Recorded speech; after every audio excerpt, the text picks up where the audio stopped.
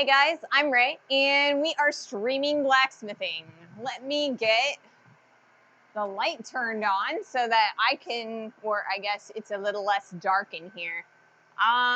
So today I apologize, but it is ridiculously warm in here today, so I have my industrial fan going. Hopefully you guys can still hear me. I've got my sound canceling on the microphone. Hopefully it's working pretty well. But you might still be able to hear the motor going. But I don't think I could be out here without the fan going. I also have the garage door open. It's just very, very warm today. This is kind of going to be the standard normal, I think, as far as the shop goes. Now that we are into the spring and summer months. Like I said, it gets really, really hot here. So hopefully you guys can hear pretty well. So today we are going to skip the H and we're going to start smithing the Y for our raise smithy sign. Let me hit record real fast and I will say that again because I want to get a good video of that real fast. So today we are starting on our Y for the raise smithy sign. I kind of skipped the H and we're going to do the Y. I've kind of switched the two. So because I need a drift for the holes that I want to make in the legs of the H, and I don't have one that will work for what I'm trying to do. So this weekend I'm going to spend some time and we're going to make a drift punch. I will shoot a video for that and I will upload it to YouTube when I have a chance to get that edited and put together. It might be, I don't know, there's a chance it could go out next week. It might just go out on, or not next week, but the week after next. It might go on a week after that. I don't know. It'll be kind of like whenever I get a chance to put it up there. So right now we are starting with it looks like it's about a 4-inch section of 5/8 inch stock. And we are going to turn this into the Y that goes up on our raise smithy sign.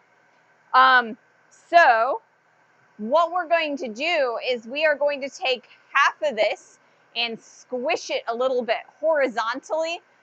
We're going to kind of have this, the length here, I guess the height, and use that extra girth to increase the width of this guy.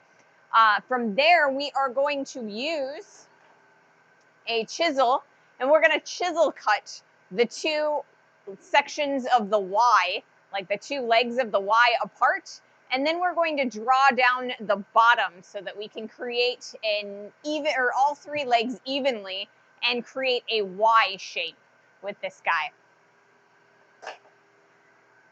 So I'm really excited to be here, and yeah, I'm hoping that we can get going pretty quick here. So welcome in. I'm so glad that you're here. I'm going to put my headphones on so I can kind of hear myself think and hear myself speak a little bit. Like I said, if you guys cannot hear me over the noise of the fan, let me know. And I can maybe see about muffling it maybe, or probably not muffling it. I could probably turn it down a little bit. Right now it's on its highest setting just because it is so hot already. It's like, what is it? According to Google today, it is, well, Google isn't even telling me what it is today. Let's see, what is the temperature today? It looks like it is, well, I don't know. Google is not telling me. Maybe my phone will. My phone says that it is 75 degrees outside. And, you know, in the shop, it's even warmer than that. So, and it will get even warmer than that once I turn the forge on, which I will be doing here, like right now, actually. So yeah, let's turn the forge on.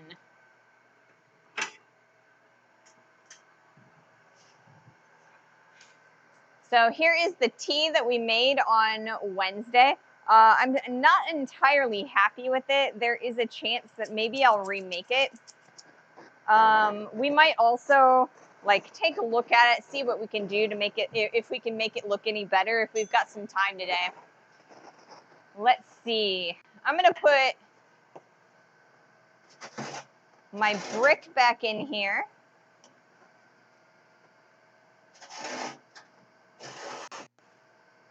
And we'll start her up.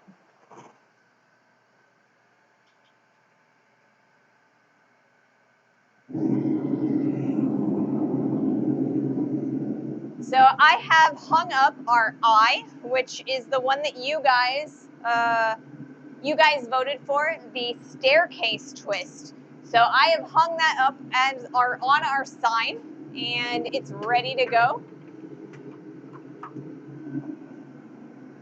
Once we get a tea that we're happy with, I will also hang that one up as well. Like I said, right now, I'm not entirely happy with this guy. It's a little bit on the small side. I didn't really measure it very well. In my head, if I cut the bar, the original bar, half, or the half of the height, I could unfold it and then it would be the correct height to go on it or with the rest of the letters.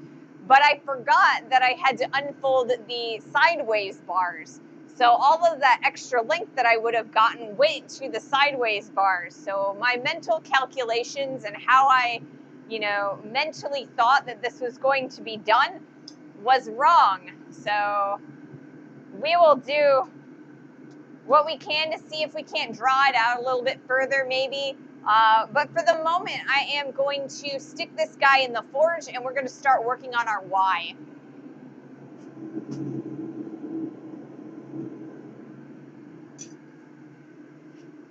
All right.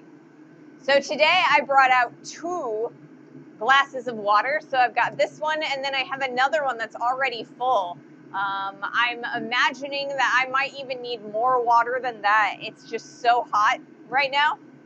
Plus I have the light and that generates a bunch of heat as well. So we'll see how this goes. And we'll kind of judge by, how I'm feeling towards the end of the stream, how long we can go. We'll go for as long as I feel able. All right. So, news. I've got all of my accommodations settled and all my reservations are in. So we will be going to the BAM meeting a week from today. So we will be leaving in the morning on Friday of next week, and then I will be home on that Saturday evening. So that gives me plenty of time to kind of settle in before Monday's stream, because I'm going to be spending a lot of energy walking around the place and showing you guys around, doing some interviews and checking out all of the demos. So I'm really looking forward to that. So I will be posting those videos up on YouTube in the coming weeks and months, as well as like I said, I'm hoping that we'll be able to do our Friday's live stream from the BAM conference. So I'll give you a tour of everything that's going on, and maybe we can look at some demos and things. So I'm really looking forward to that. In other news, I have made the requested Grinder Sparks emote. I uploaded that to Twitch, and I believe it is still in Twitch purgatory, waiting to... Good evening, Fenris. So I believe that emote may still be in Twitch purgatory. Oh wait, no, it's already there. Excellent. So this is our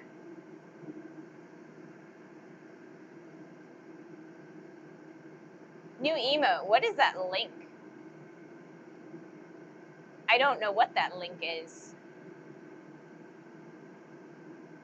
Here, I don't know. I have no idea what that link is. It kind of weirdly made the link happen. Hey, Dark. It's a link to the emote. Very odd. That is very odd. I'm not sure. So yeah, I guess it's just a link to the emote. Maybe when I don't know, maybe I accidentally like copy pasted it or something when I wanted to post the emote. So yeah, that is the brand new emote. I'm welcome in everyone. So yes, that's there for you guys to utilize when, you know, you feel like using it or when we are, you know, using the grinder. I don't know why I have this in my hand. So yeah, good evening everyone. Welcome to the stream. Other things that have been going on this week. I posted I did a lot more editing for shorts, so we have plenty more shorts for next week. And so they'll be around. What else is going on? Like I said, we'll be going on a field trip on a week from today on Friday. And we're looking forward to that.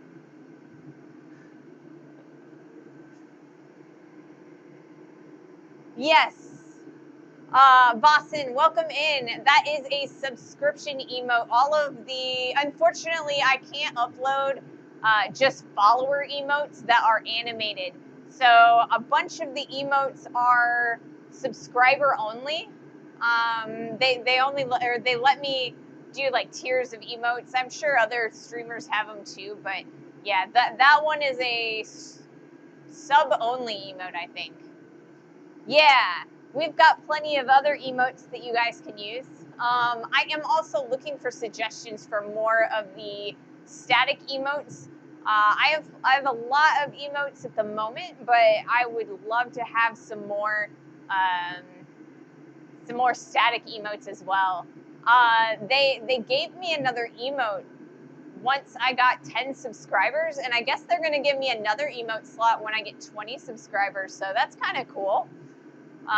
But yeah, so we'll add them as we come up with suggestions and things that we want to do for emotes. I'm honestly a little bit surprised that emote got through Twitch Purgatory so quickly. I just uploaded it yesterday after I made it. I also updated the outro with all of the new subscribers, and so it is all up to date for everyone who is a subscriber right now. So that's really exciting, and I like to do that to recognize everyone who has supported me in the past and in the present. So look for that when we are ending the stream today. Let's see. It looks like the forage is a little bit cold still, so we're gonna have to wait a little bit longer before we can start working.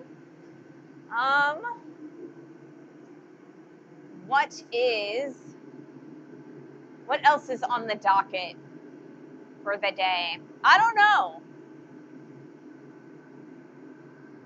I'm a little bit later than I wanted to be today. When I started, well, I think I actually started the stream on time, but I was a little bit nervous that I was going to be late because I needed to grab the fan from the basement, and I had a couple other things that I needed to do before I was ready to start streaming today. And I knew that I had this whole list of things that I needed to do and get done.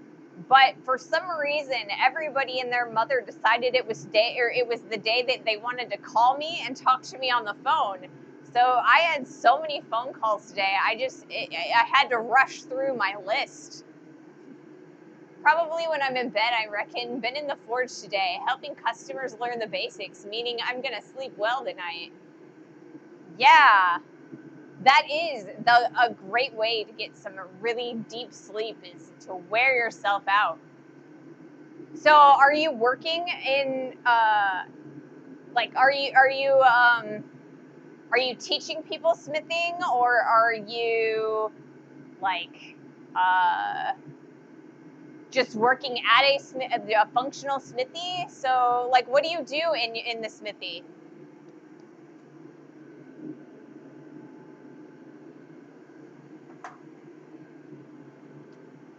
But yeah, so I started a little bit late today. And so, but I am here and I am ready to go.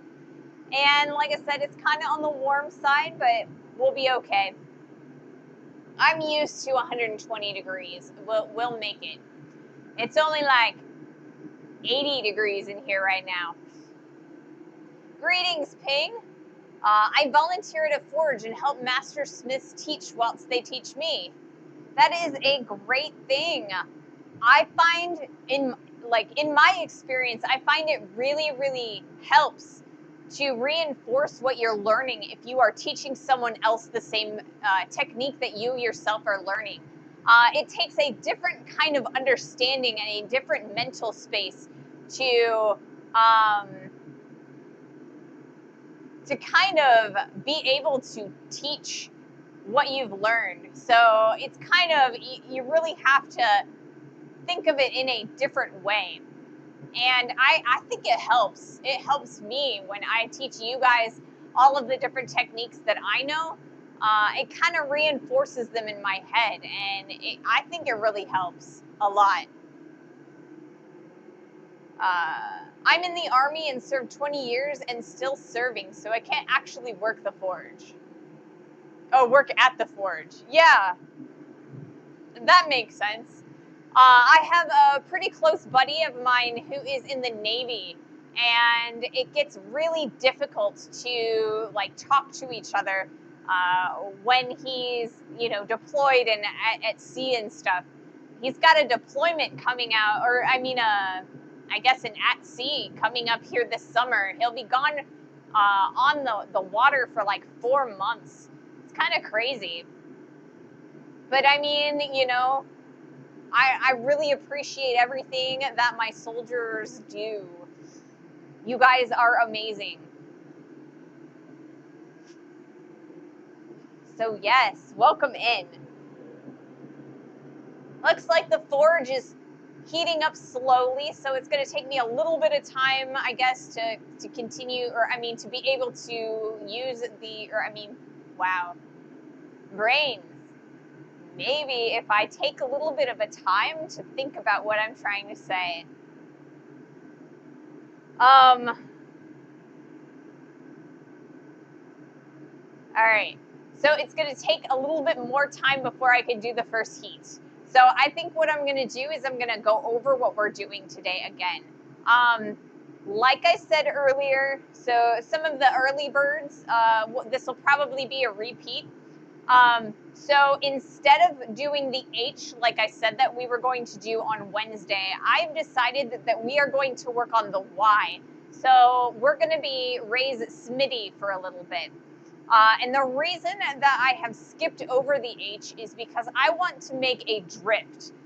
So a drift is kind of like a punch, but instead of just using like the tip of it to punch out the material, you actually, it starts with a line, right? So you kind of slit the piece, and then you drive the drift all the way through, and it opens up that slit into a hole. So you can kind of use that, or a drift, to make a larger hole in a piece of material than the width of the piece of material. So I have one of those that I can kind of show you where I did that. So this guy, this hole is bigger than the width of this piece of bar. And in order to do that, I used a drift that I had made. Usually I make my drifts out of mild steel, so they only last 1 or 2 holes. And that's what happened with this guy. So for our drift, it started out as like the end of it is kind of like a chisel, and then it widens out into a circular piece of steel, or like a cylindrical piece of steel. And you can make these holes almost as big as you want to, depending on the size of the drift that you've made. So I want to make a drift for the holes that I need to do for the sides of that H. And I did not have time to do that yesterday on Thursday. I just didn't feel quite up to it. So I will do that this weekend, and we'll be ready for that H on Monday. Makes me seasick just thinking about 4 months at sea. Yeah, I don't know. I don't think I could do it either. I get claustrophobic on boats. Like, I'll be sitting in a boat and I'll just like be looking around, and it doesn't matter the size of the boat because like we have a sailboat. It's like a little 2-man sailboat, and I get kind of claustrophobic in that, but I also get claustrophobic in like larger pleasure cruise boats as well. It's kind of like I want to be able to go anywhere I want and to be constricted onto a boat. I don't know. It just does something to me. It's like a mental thing, I think.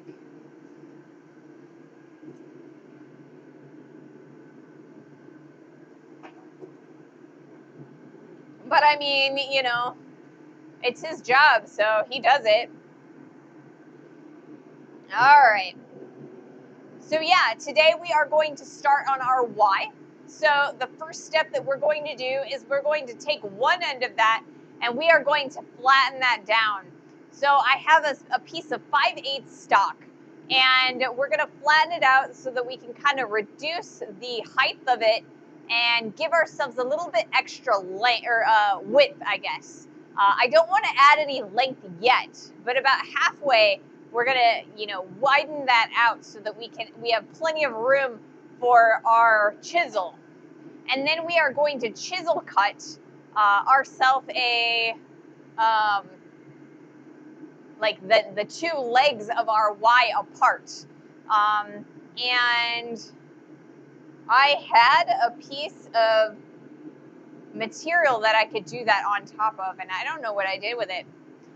Anyway, so yeah, we are going to chisel the 2 legs of the Y apart, and then we're going to flip it around and we're going to draw out the solo leg. And it should, in theory, be the same size. So I started with about a 4-inch piece of stock, and in the end, it should be about 6 inches. Happy Friday, Mahalo. Welcome in. And if you guys haven't seen yet, I made and uploaded the Grinder Spark emote for you guys. It got through Twitch Purgatory really fast, and it is available for you guys to use right now, if you would like to. So yeah, very exciting stuff going on. Yes, that's it. There it is. I hope that is an adequate emote for you. I wasn't sure which type of grinder sparks I should do, whether I should have done it when we were cutting the Friedrich's Cross or if the grooving was, the grooves were good. So we did the grooves instead, or for the moment. Ping, thank you so much for the bits. Excellent. I'm so excited. Thank you for your support. Thank you so much. But yes.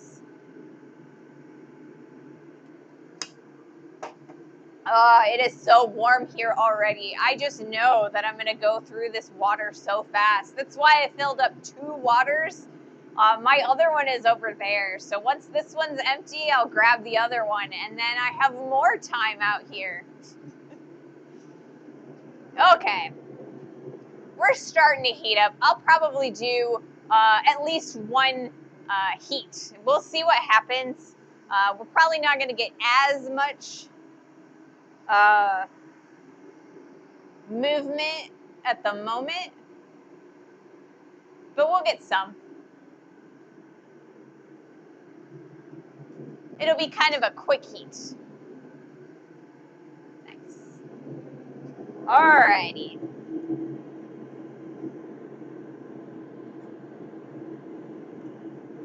Oh, come on. Maybe I should just get rid of this brick. And normally it keeps the heat in really well, but I don't know. It's so much trouble. I think I might just take it out already. I'll put it over here. You know what? I forgot to change the cameras anyway. There we go.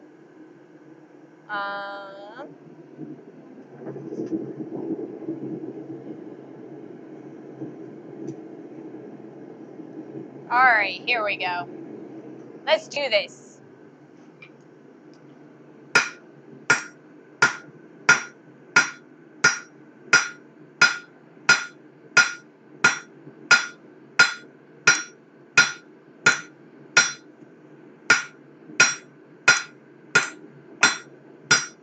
And like I said, we are starting by widening this guy out.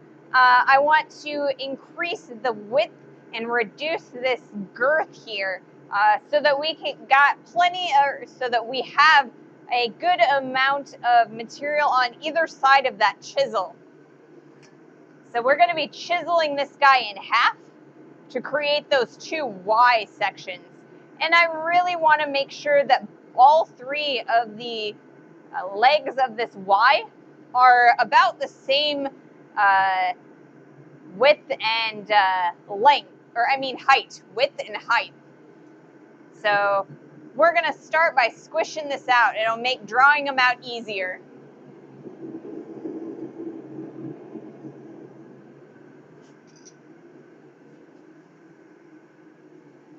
All right.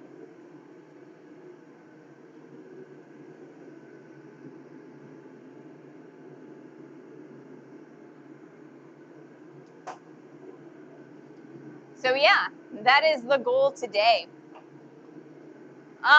And I want to do the chisel cut because that is the technique that I am kind of focusing on today, or at least I'm trying to focus on today. But if we get down to the wire, there is I might actually just like use a little bit of the angle grinder just to finish it off a little bit. I want to go through all the way with the chisel if I can manage it. So that is the plan today, is to chisel cut it. Chisel cutting is, it's another blacksmithing technique, not one that we use or that we have showcased in the past yet. Also, happy Arbor Day. Love those wooden handles and anvil stumps. Yes. Happy Arbor Day. Plant some trees. Excellent. Also, tomorrow is one of my siblings' birthdays. That's something that I gotta remember. I'm really bad with like dates and stuff. So like on last Friday, it was, Good Friday, and I totally forgot. And, until you guys were all like, I hope you have a happy Easter and stuff. So it's just weird. I'm not very good with dates.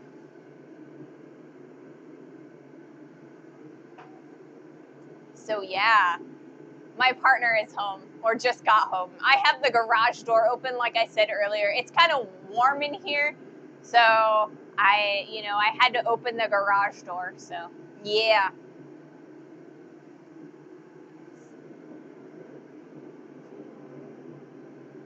Oh goodness.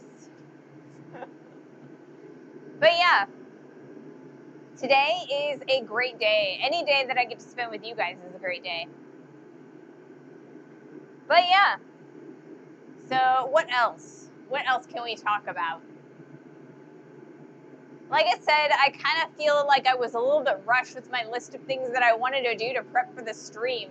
And as such, I kind of did not prep the list of topics, because normally when I am doing, or when I know that I'm going to stream, I kind of get a list of topics to talk about in case, I have to, in case it's a little bit quiet in chat.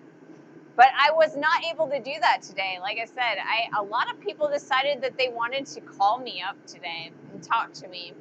I talked to my friend who is in the Navy today, and then I talked to my sibling whose birthday is tomorrow. And yeah, It was a really good chat, but it was a little bit later than I wanted it to be. Except the days I'm around, eh? Yeah, Dark. Dark, you always have such great things to talk about. So yeah, I didn't have time today to prep a list of topics that I could talk about.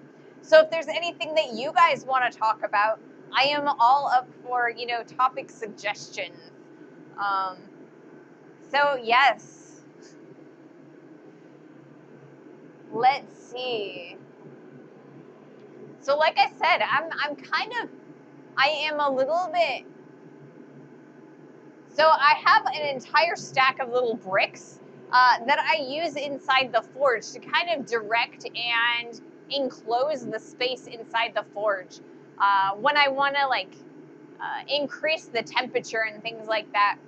And I usually put that front diagonal brick there because it has a tendency to keep the heat inside of the forge. So that diagonal brick, it kind of sits there at an angle like this. And so as the fire vortexes around inside of the forge, it has a tendency to come out and around and then kind of come out of the forge like this direction. And what that brick does is it kind of redirects it more inside the forge so it hits the roof a little bit better.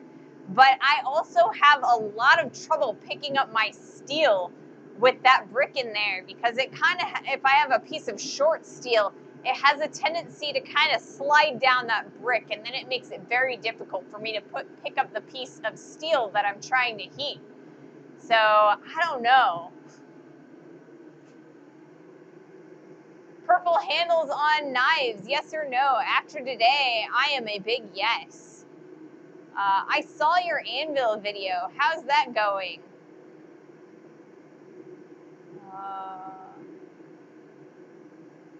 The anvil video. Mistake me for some other dark entity. Yeah. Purple handles on knives are really, really cool. So the other day, or not the other day, I guess, I don't know, maybe 2 years ago now, I really wanted to get back out into the shop. And I decided that if I couldn't blacksmith, I was going to do some welding.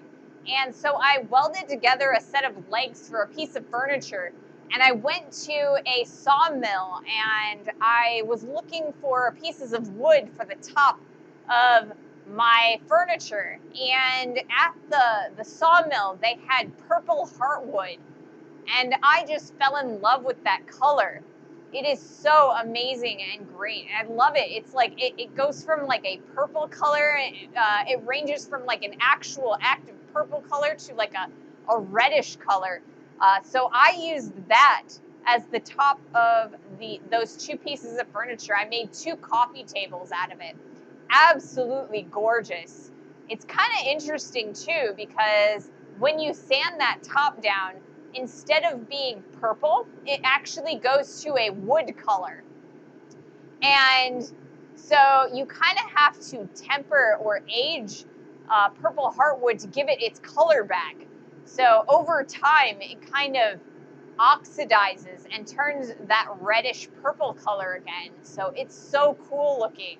I am all about purple handles on knives. You should totally think about some purple heartwood if you can get a hold of it. Beginner anvil recommendation videos. I post it into your Discord. Is that the knife that the one that you posted today? Yeah. So yeah, I did those 3 beginner anvil videos. Those were all shorts. So I didn't actually do a long form video about anvils. But if you would like me to do a long form video about anvils, I can definitely put that on the list. So yeah, it was kind of just like little mini videos. Like I said, I have, some good videos, I have some, good beginner anvils like this guy. This is the first recommendation from those videos.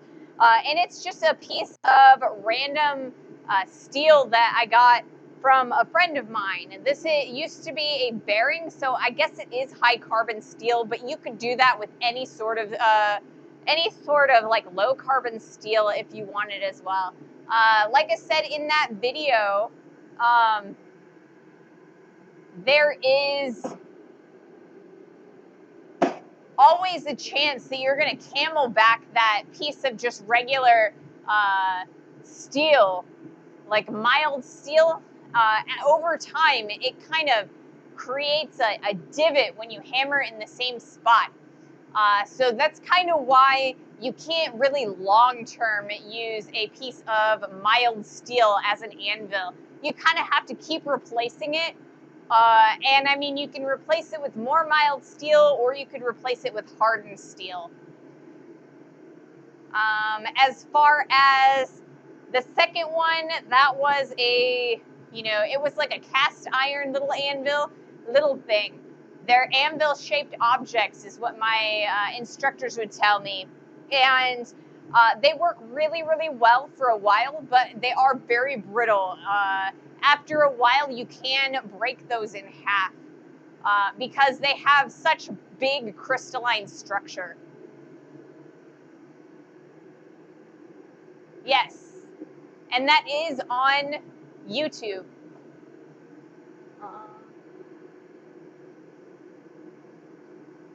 So my YouTube videos are actually doing pretty well. Those particular series actually did really well. I've got almost 1,000 views on each one, which are kind of like my highest view count on my videos. So I'm pretty proud of them.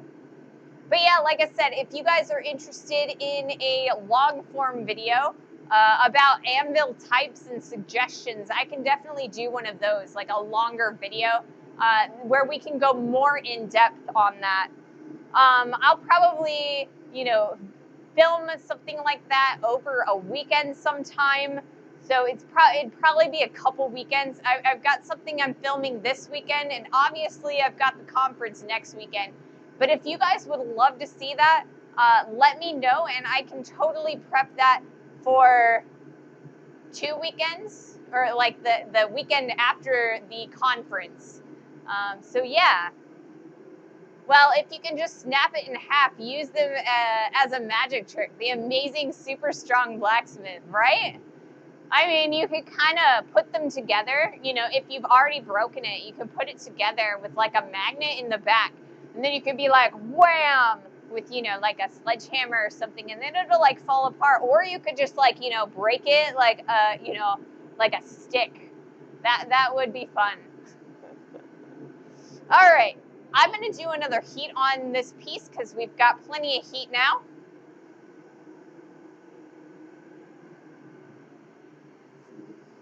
All right. Let's see if I can get this to go. Let's do an inset as well. Where do we want to inset? Do we want to inset there? I think that's probably all right. And I want to reset this clip. There it goes. Man, it is so warm over here by these cameras. So yeah, all right, let's do a heat.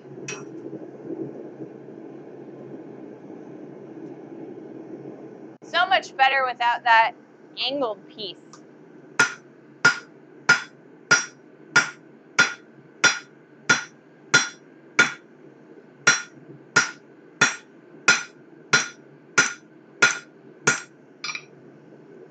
Flip that right over. And we are getting a little bit of an angle going there. So I kind of want to make sure that that keeps on straight and it doesn't angle on us. So we'll straighten that back up a little bit. All right.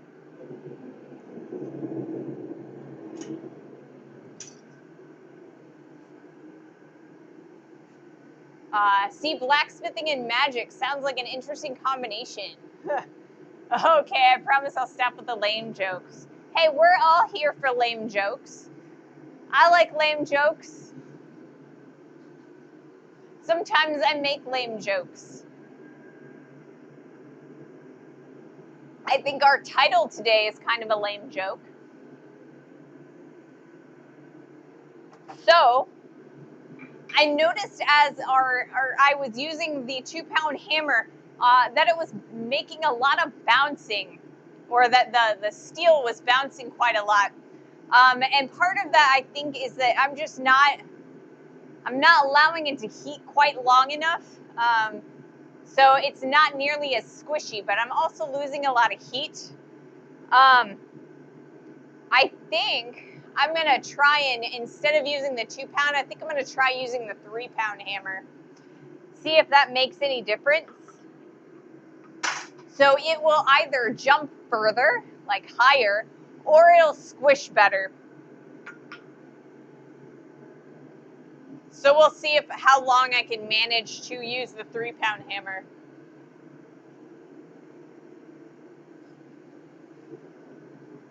So yeah.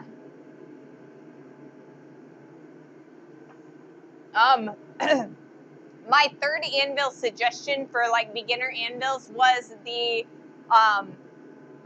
excuse me, was a piece of railroad track. And I know people who have never upgraded from a railroad track anvil.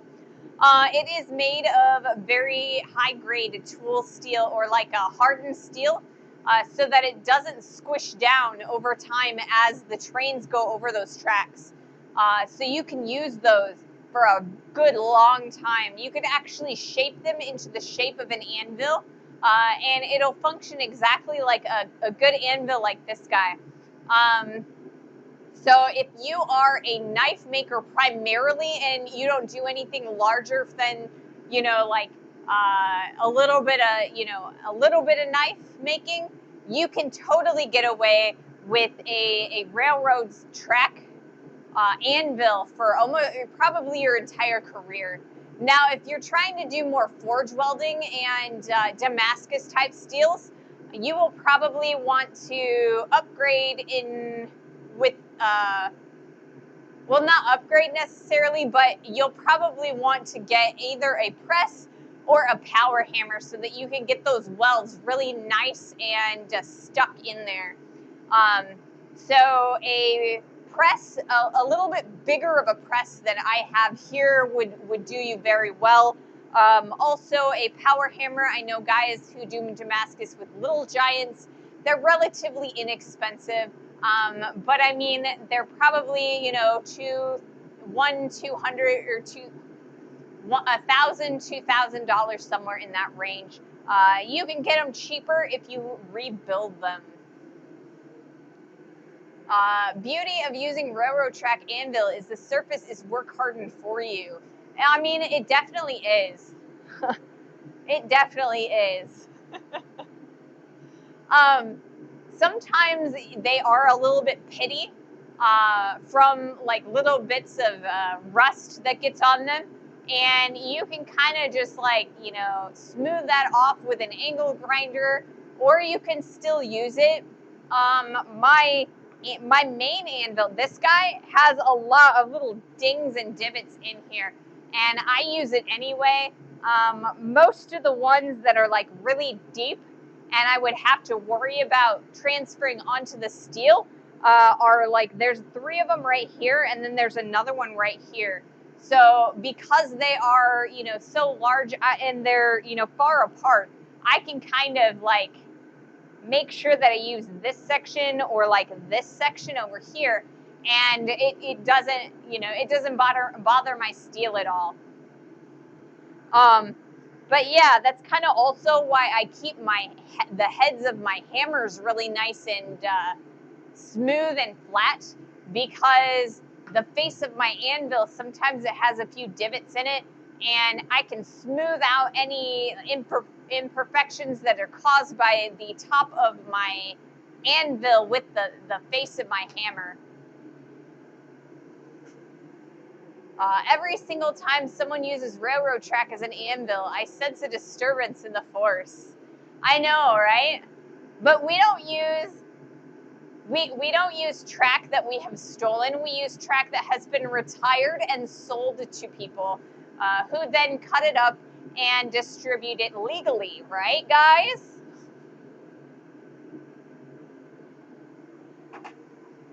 Our railroad track anvils have put many years of service into the railroad industry, and they have come out of retirement to assist us blacksmiths. They are still bound to us. I mean, they are. They kind of are. And like I said, that's why, you make sure that you get them legally.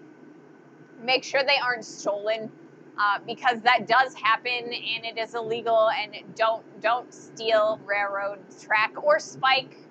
Don't steal railroad spikes. All right, I am gonna do another heat.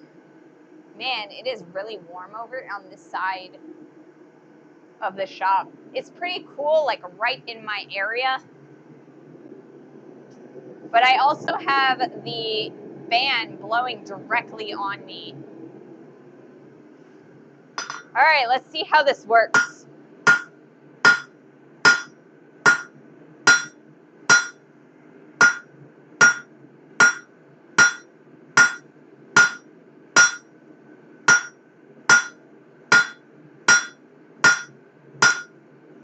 All right, we're gonna smooth out the edges a little bit, make them parallel. Because like I said, we're gonna cut down that central line and separate the two sides.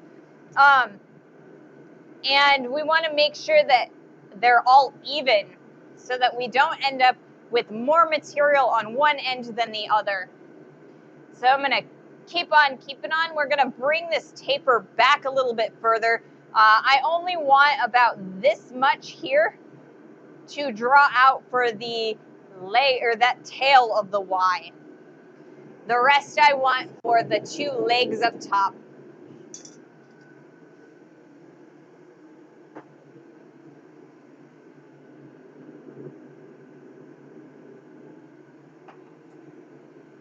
So I think we're also getting like lower amounts of heats because I do actually have the fan directly at myself. So I don't know, maybe I should turn the fan a little bit so it's not blowing directly at the anvil. I mean, I struggle with this as a question. Every time I use the fan, it's like, do I want to have to move over away from the anvil to feel the breeze, or, do I care that my heats take less time because it cools them? The garage door got smaller. It did. Welcome in, Nim. We completely rearranged the shop. I turned the setup completely 180 degrees. So in here is my cold shop. So I have all of my jewelry in there. So my jeweler's bench and my pickle containers and all my sheet cutters and things like that are in there. And then the garage door is right exactly opposite, and it gets to be open now. And I don't blow out the camera lens because it's just so bright. So yeah, I like this setup because it is a lot more functional. When I moved in here originally, I kind of moved all of my equipment over top of the equipment of the last person who had this shop. They were a woodworker, so there was just like so many like woodworking tools and just like random bits and bobs that he left here.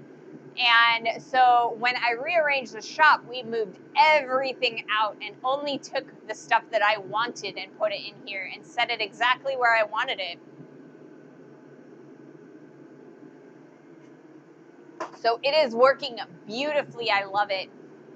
I have lots of room to stretch.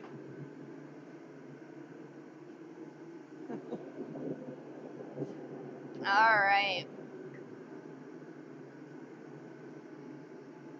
But yeah, It has been a while since we've seen each other, Nim. All right. Let's see. What else can we talk about?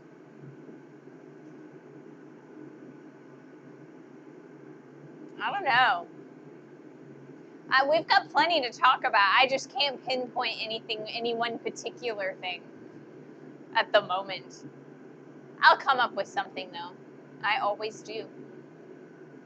Let's see.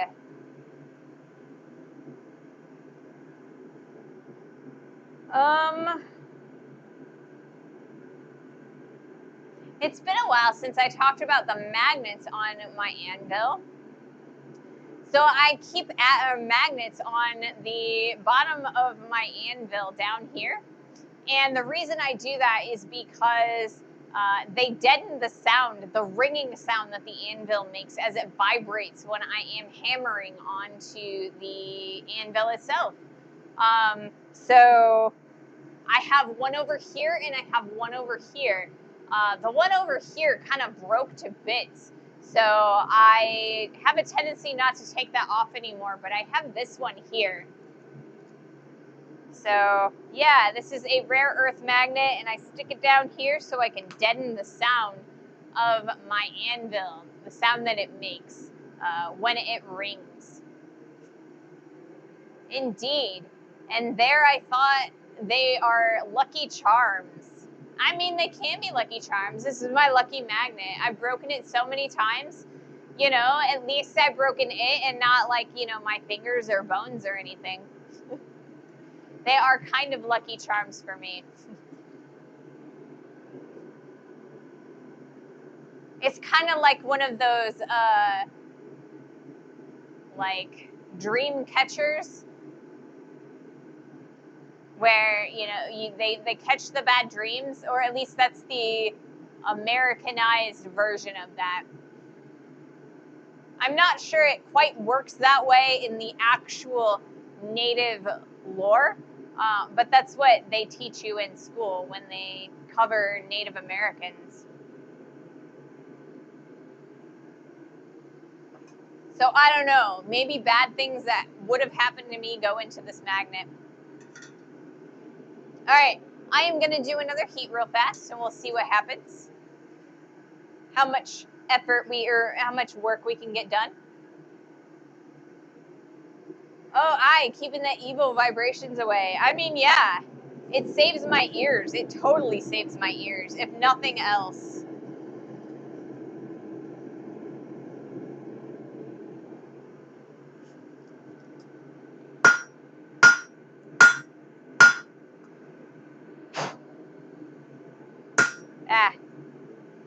It also keeps some of the scale away. Obviously not that scale that just got me, but...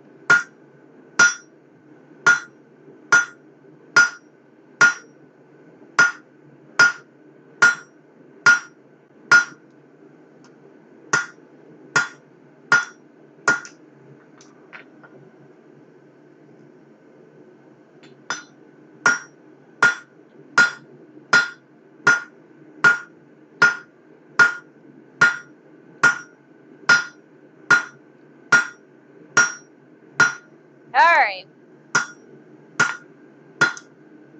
I'm thinking we're going to do maybe one more heat before we start the split.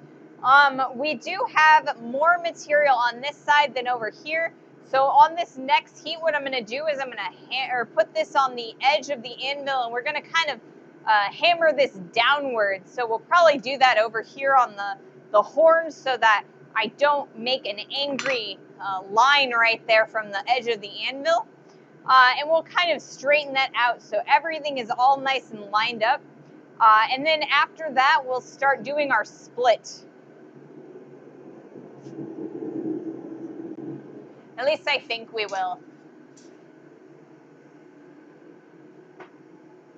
Hey, Yankee, welcome in. I'm so glad that you've made it.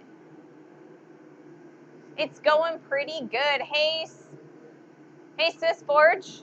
Welcome in, everybody.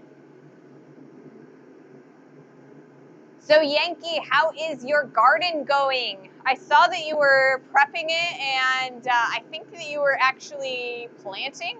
I think the last thing I saw, you were raking up some of the, or like tilling some of the soil, or using a rake. Oh man, I got a bunch of compost. Yay! Compost makes things grow so much bigger and faster. Give those plants nutrients. Man, I've drank through my entire water bottle already. We've only been going for an hour. Good thing I prepped 2. So this is my second one. All right. I guess it's this way? Is this how I use this? I don't know. So I have 2 waters now. Hey Drew, fancy seeing you here. Yay! Yes, I'm so glad that we are building this community, and we've got lots of people from all kinds of different channels and all kinds of backgrounds. Mahalo, Ray needs a big Gatorade cooler in the shop. I do, man, I do. I was thinking to myself the other day that I think that it would be great if I had like a gallon of water, and then I could just continue refilling my water the whole time. Today, like I said, I prepped 2 water bottles for myself. We'll see how long it takes me to drink through that one. Like I said, it's so hot out here with the forge and the light and, just the temperature, or the ambient temperature. So I've been drinking through a lot more water. So we'll see how that goes. Gatorade or Mountain Dew? Well, definitely Gatorade, because I don't like to drink soda out in the shop. I know I did that one time, but that was because it was easy and handy and I didn't have that much time left. But I have to think of my kidneys, and that soda, it dehydrates you. So I want to make sure that I keep getting those electrolytes and water, so that I can keep flushing my kidneys and sweating properly, so that I don't develop kidney stones, because those things are no joke. They hurt so bad. All right. It's looking like we are taking a little bit of extra time to heat today, and that's partially because I've taken that brick, the diagonal brick off, which is sitting right here. But because the piece is a little bit shorter, it's been sliding in there, and it makes it difficult for me to get it off of the piece, or out of the forge. Jeez, brains. So I think it's taking a little bit more time to heat, because more of the heat is escaping. Alrighty, man. Let's see. This is the first time I've used this cup, and the lid is a little bit weird.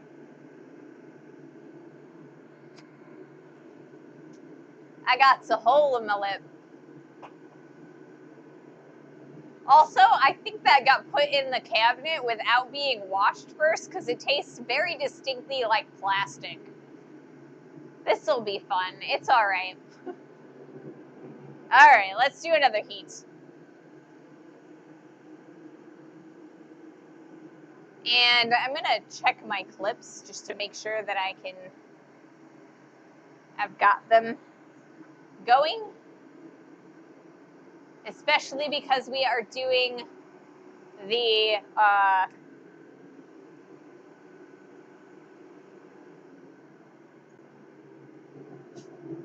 because we're doing the inset, and I need clean image. All right, so we're gonna move this side. Whoops. Of course, we drop it.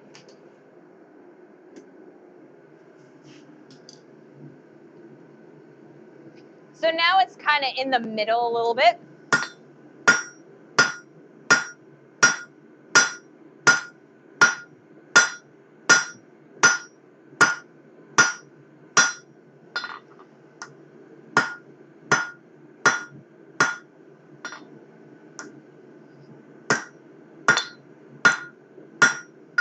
All right, we've got nice parallel lines, and it's thinner than it was before, so we will probably do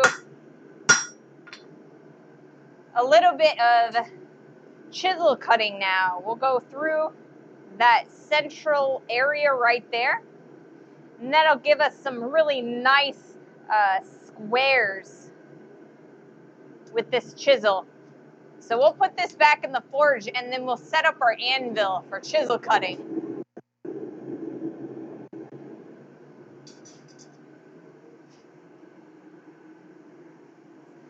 Okay, so we've got our chisel, and we've got our tongs. Now we're gonna switch our hammer.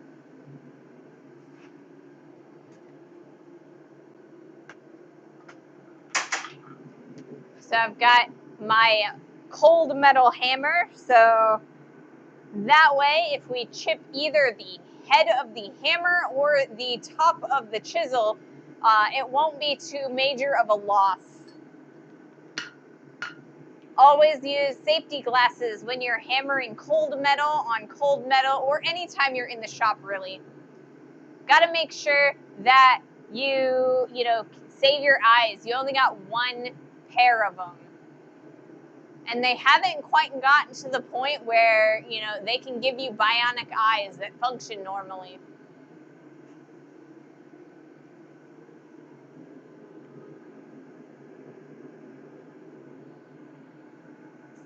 I don't think I like this cup very well.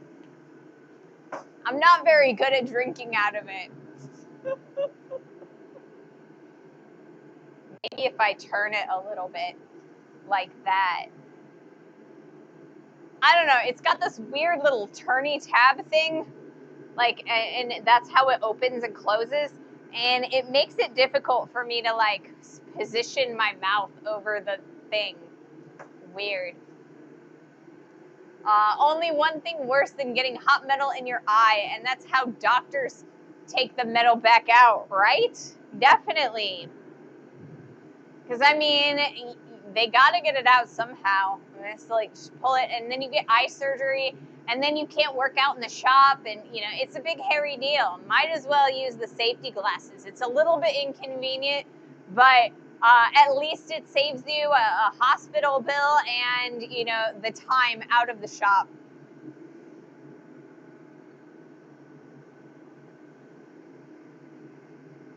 Or the time, and also the time in the hospital. I know it's less of a bill in some places than in other places, but either way, it's still not good to have eye surgery.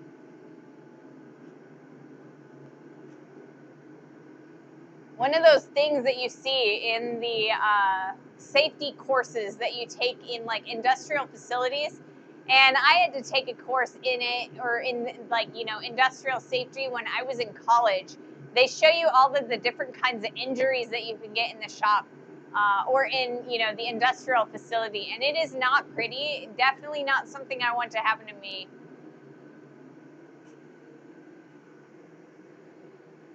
No, it's a rake-like tool. They scrape across your eye, and God bless the NHS. No bills for me. Wow. Do they scrape it? I think it probably depends on the injury. I guess I was thinking more on a sharp bit that stabs into your eye and sticks out. I don't know. But yeah, either way, no fun. Better to wear the safety glasses.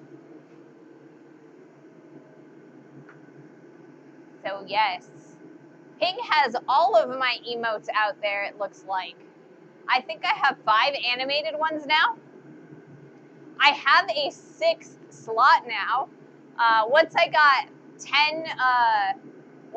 10 subs, it unlocked a 6th emote slot for the subs. So I can do one more animated emote eventually when we decide what we want it to be. So I'm looking forward to that too. Oh, nice. Yeah, so some of the ones that I made in the beginning too, they're like teeny tiny. I'm thinking that maybe I might want to redo a couple of them, and I'll re-upload them and see what happens.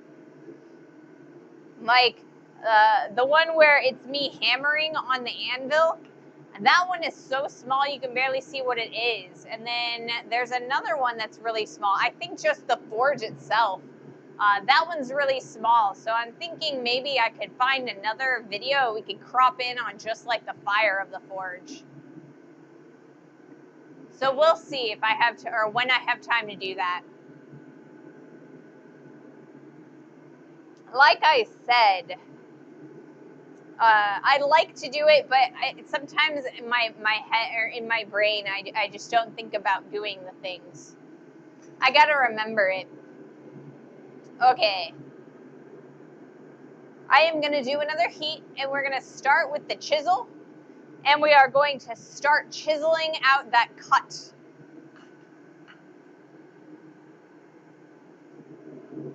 All right.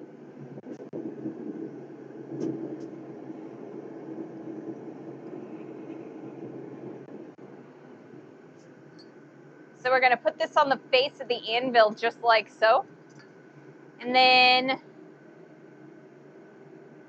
make sure that we get the right in the center. And when we're doing this, we make sure that we lift the piece or the chisel every time we use it, or every hammer, so that it doesn't walk across the piece. We want to make sure that we don't end up with lots and lots of little areas where we've chiseled. You see that we've got every hammer blow was on that same line. So that's kind of how that works. And as we continue going, we are going to use the previous line to kind of move upward along the piece.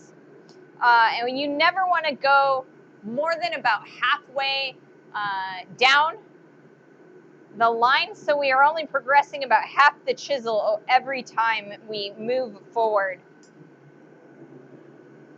And I almost put the chisel in the forge and not the piece.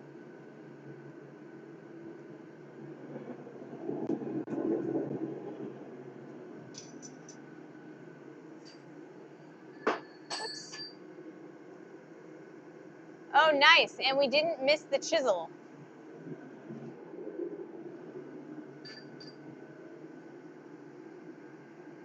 Oh, did we have an ad and I didn't realize it? I hope you guys didn't miss the chisel.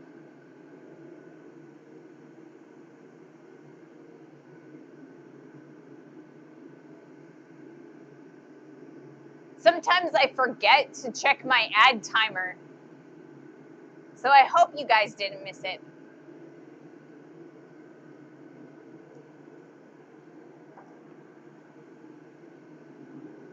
All right.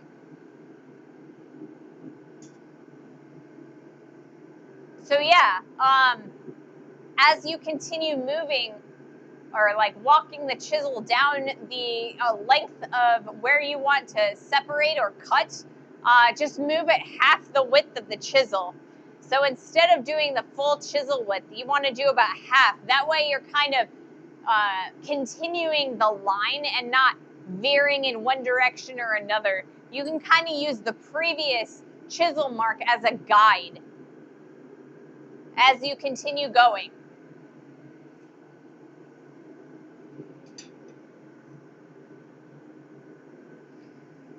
So yeah, that's how that goes. I mean, we don't miss the chisel with the hammer. Oh, because the hammer is always, it always hits something. Yes, do not miss the chisel. I can't tell you how many times I have missed, the punch when we've been punching holes and bruising my thumb. So yeah, I have another plan that I want to do this weekend when I'm doing because like I said, I'm going to be doing a drift so that we can kind of make the hole for our H a little bit wider than the um, than the bar that we're going to use. And so I want to I want to also make a tool that I can hold that drift with. Because usually drifts are a little bit shorter than chisels and hole punches or like punches.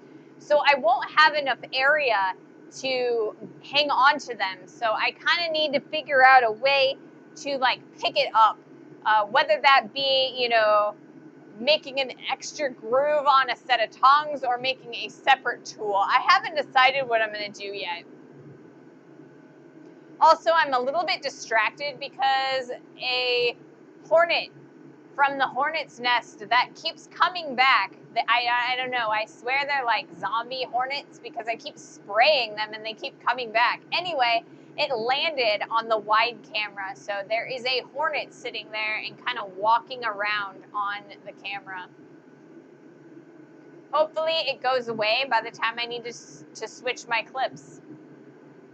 We shall see what happens.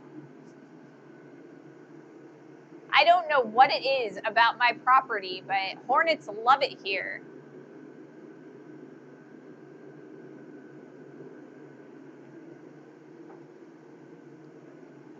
My dog likes to eat them and chase them, though.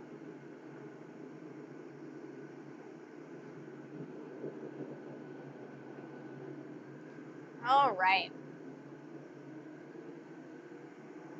Use your torch. I mean, I could definitely use my torch on the hornets, but not while it's on my camera. But yeah, the hornet nest inside or like in the shop, well, it's not really inside the shop. It's actually on the outside of the window. So it would crack the window or detemper it if I used the torch that close to the window, unfortunately. Burn 'em buggers, yeah. So I don't know. I'll figure it out. I'll probably spray them again, and I don't know.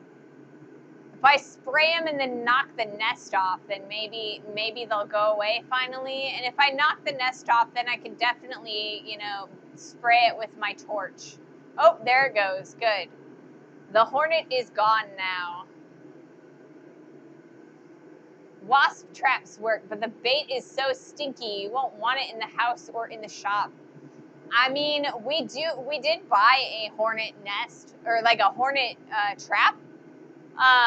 It's like a cylinder or whatever, and it's like neon yellow. We got it from like Home Depot or something, but we haven't hung it up yet. We need to do that this weekend. I will make sure that I do that this weekend because I'm getting sick of the hornets.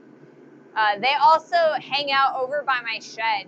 We put all of my scrap in the shed so that it's not like blocking the path. I have like one bin of scrap, but all the rest of them, I used to have like 5 bins. Most of them are in the shop, so when I want scrap, I'll have to bring it out or bring it back, I guess. All right, let's do another heat.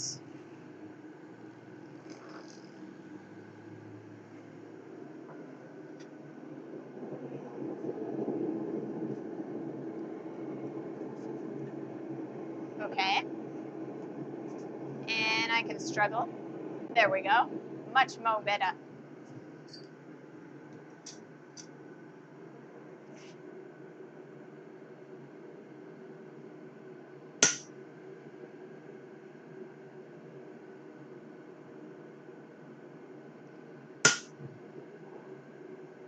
Oh, I think I moved it a little bit.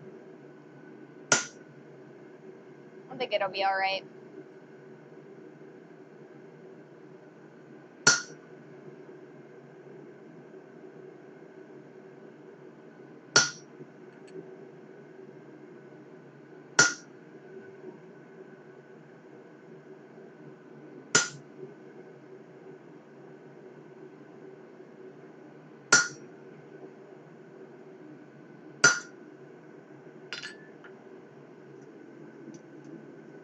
Starting to make some progress. Getting a little bit, like maybe a millimeter through the center there. We got to keep on keeping on. We'll cut them in half. I want to bring this down a little bit further. It's not quite even. So we might have to cut the end of this one off a little bit further. Or like at the end, this one's a little bit thicker than this one is. So we'll see what we can do.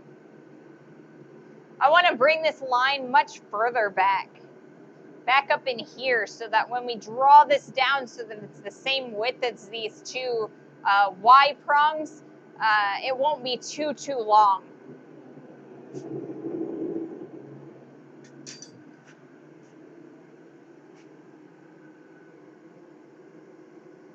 Or what about that gasoline trick? Get gasoline into a bowl or something and cover the nest with it. Saw it work on wasps, so maybe. I mean, we can totally try that. Like I said, I've been spraying it with wasp spray that you can get at your local hardware store, and it hasn't seemed to help. So I've got to come up with something else. For the moment, though, if I don't bother them, they won't bother me. So we're all right for the moment, at least.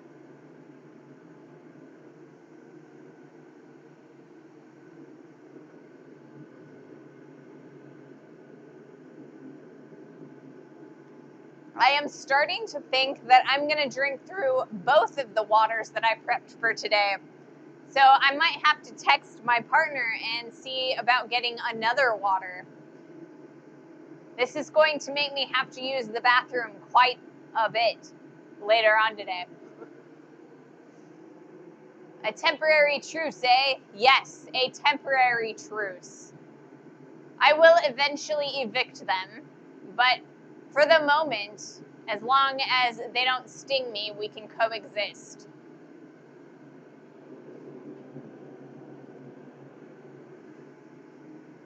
I'm not really one to like bother animals. I would rather let them, live and let them live. But hornets, they don't really do anything beneficial. The honeybees and things, now they're very beneficial. Bumblebees and things like that, they pollinate flowers and, they help plants. And so they're beneficial, but hornets, they don't do anything except for get angry and sting people. So I think I'm going to have to evict them, especially if I want to bring guests over to the shop, because I would hate for people to get stung while they're here. Please forgive my foul language, but hornets are complete C words. Yeah, they kind of are. True. They deserve to burn in fire. I agree. I feel like everyone agrees that hornets, they're useless, and they're just angry little pains in the butt.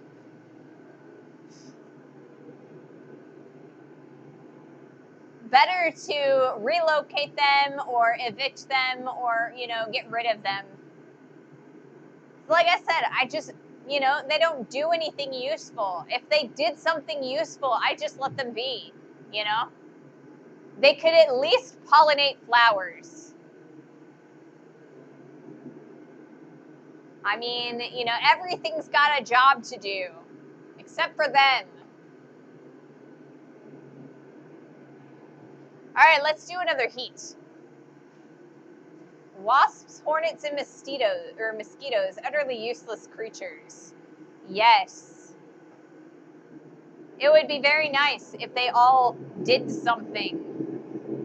I would be, more than willing to give up my blood to mosquitoes if they had a purpose in the ecosystem.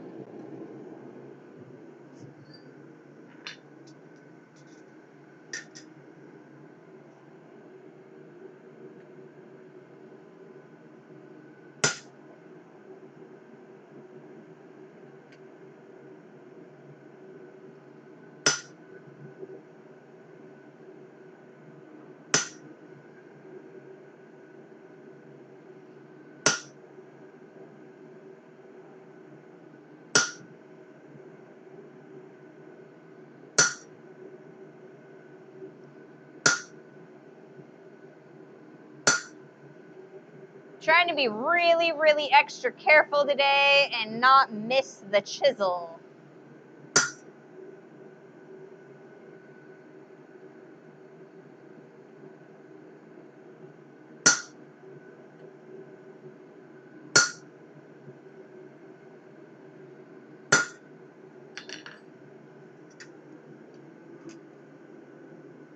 And we are moving right along.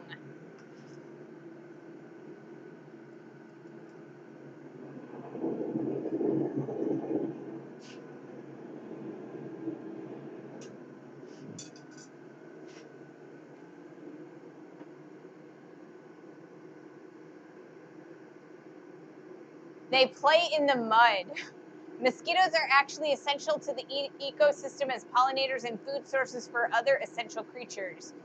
Oh, that is true, Fenris. I guess now that I think about it, yeah, I think I read somewhere that bats eat them. And bats are pretty good for the ecosystem. So I don't know. I hate them, but yeah, I guess they can exist if they are food for other things.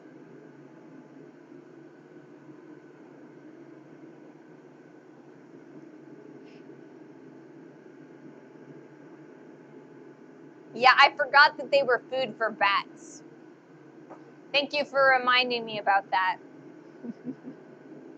I guess I have to, give them to that, or give them that. They are food for bats and other animals.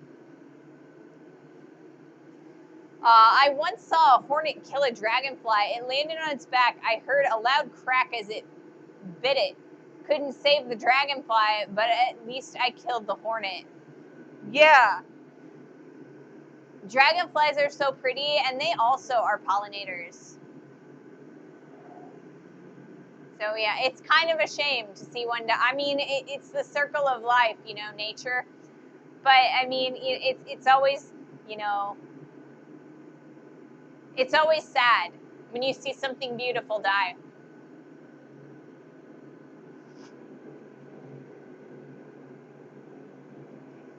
So I put our staircase twist up on the project wall for our raised smithy sign. That is the one that was voted for in both the chat in the stream last Wednesday as well as on Twitch, or I mean Discord over the past couple days. So I think it looks pretty good up there. I mean, at least from my view. I'm not sure if it looks a little bit weird from you guys' view. It is a little bit thicker than the rest of the letters, but I think it'll be all right because, the rest of the letters, they have a little bit more weight to them because they are, wider letters. The I doesn't have any width, so, by making it a bigger piece of stock, you can kind of see the work that we did to it. Cool. Yeah. I really wanted to make sure that it got up there for you guys to see. What I have yet to put up is our T. I'm not really happy with it right now. It is a little bit short.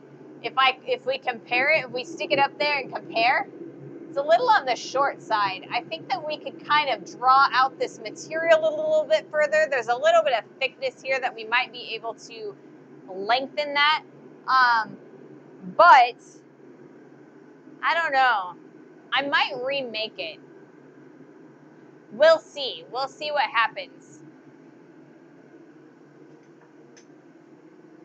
Well, I'm going to bed. Got a day shift tomorrow. So goodbye and see you all later. Have a lovely sleep, dark. Sweet dreams and all that. I will see you later. Thank you for joining us.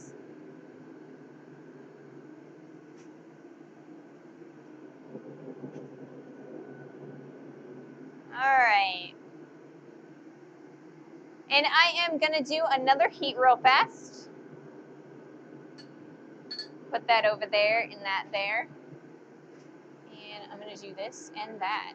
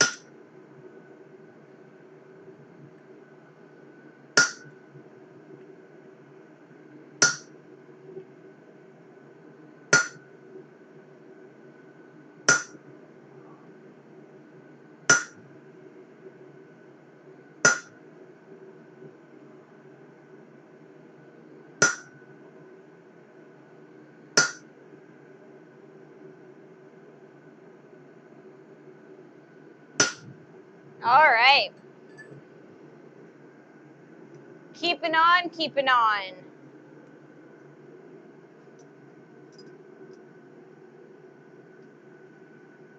And that's our chisel line. So you can kind of see that by doing half on and half on those lines, we have actually prevented the corners of this chisel from making weird divots and marks in here. So we've got a nice smooth line as opposed to kind of a dotted line that can form when you aren't going over the same lines over and over.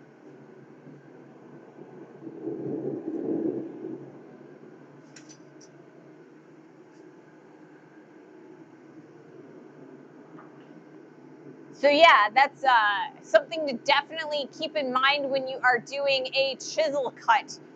Make sure that you don't move the chisel all the way outside of the previous chisel mark so that you can prevent weird holes in your chisel or your chisel line.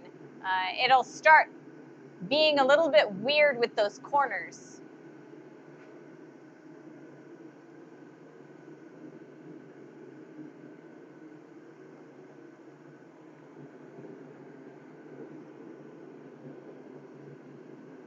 So yeah, I'm going to take a look at my clips. Probably take one more clip of that for the moment.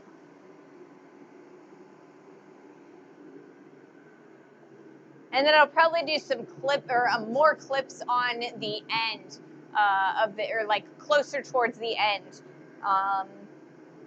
for this video. We're kind of doing more, or like I want to do the entire sign in one video. So we're kind of doing a little bit of shorter little excerpts for every day or every piece of the sign.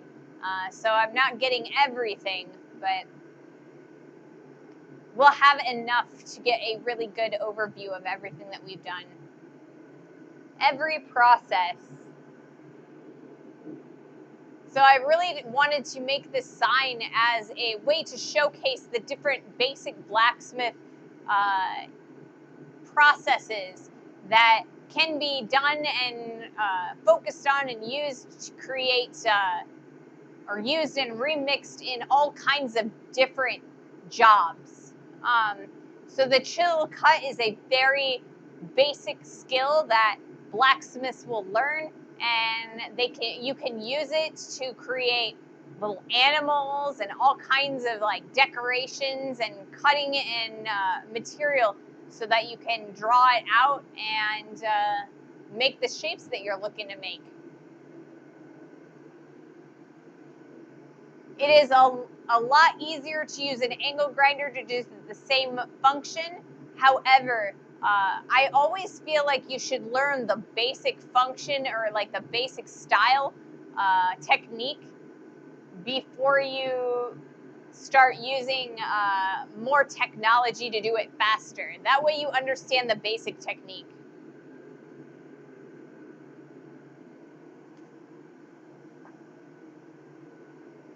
Understanding the basic technique before you start taking shortcuts, I guess. You got to learn the rules before you can break them. Or at least that's how all my teachers would tell me that I should do things. Make sure I learn the basics.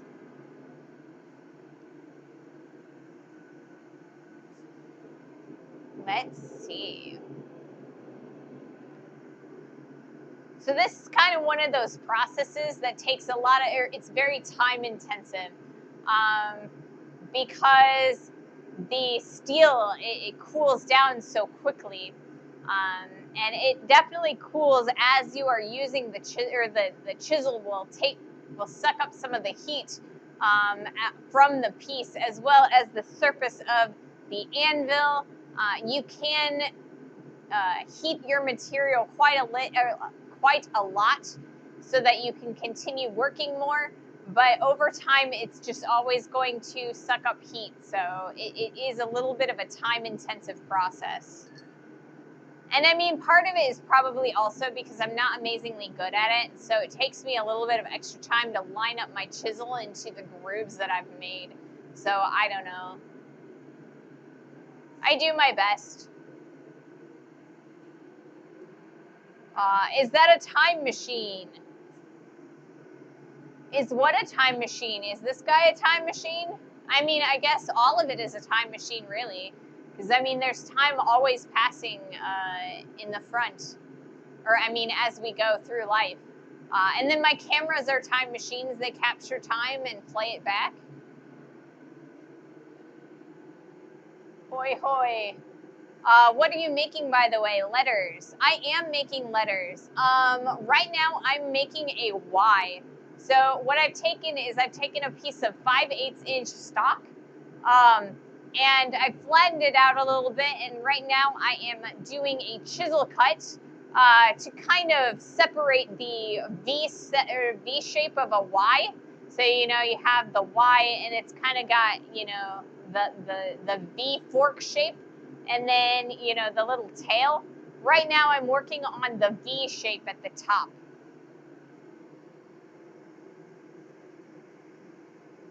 I keep getting disconnected from chat. Never mind, should be a joke. I failed, I guess. I'm sorry, I don't always get the connotation behind people's comments. So yeah, I mean, you know, I have a tendency to ruin people's jokes sometimes. I'm sorry.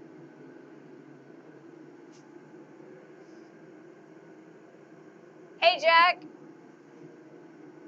Welcome in, Jet Pinky. And Swiss and Jack. Welcome in, everyone. I'm glad you've joined us today. No, you good. My joke was, I don't know. I mean, I like lame jokes. Like I said, I do lame jokes. I feel like the title of our stream today is kind of a lame joke. You know, I replaced the Y with the Y. Dad jokes are welcome here in the stream.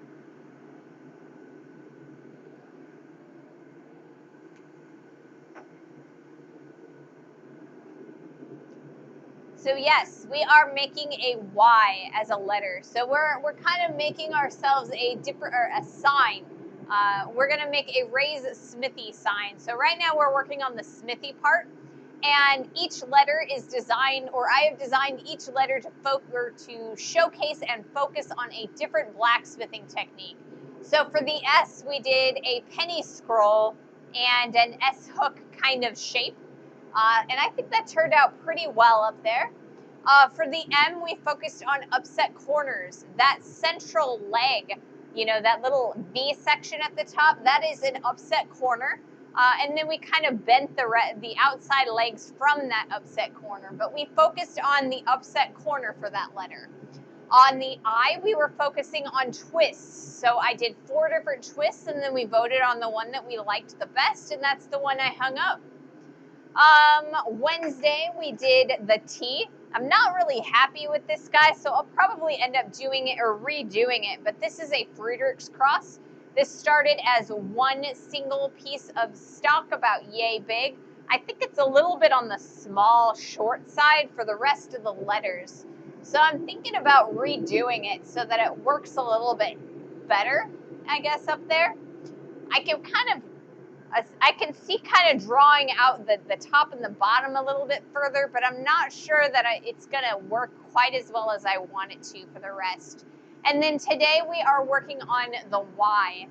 I have kind of flipped the order of how I'm going to do the letters. I was going to do the H today, but I decided that in order to do the H, I needed to make a drift. So I'm going to use Saturday and Sunday to create a drift that we can use for the legs of our H, because that is going to be a mortise and tenon focused stream.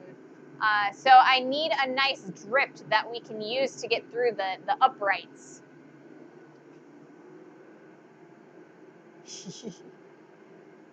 You get out of here, Swiss, you bum. Everybody's welcome here. You're just jealous of my juicy bum. I mean...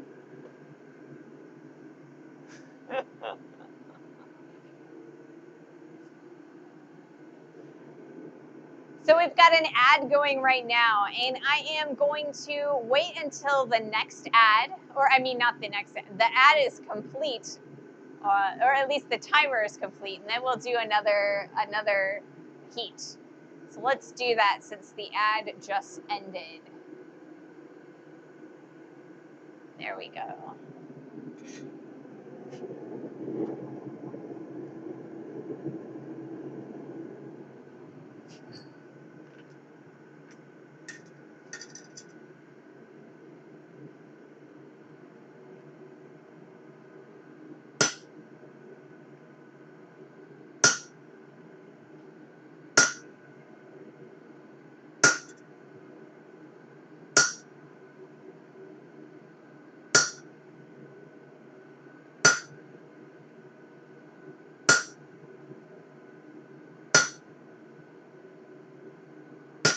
We're starting to make good progress on this.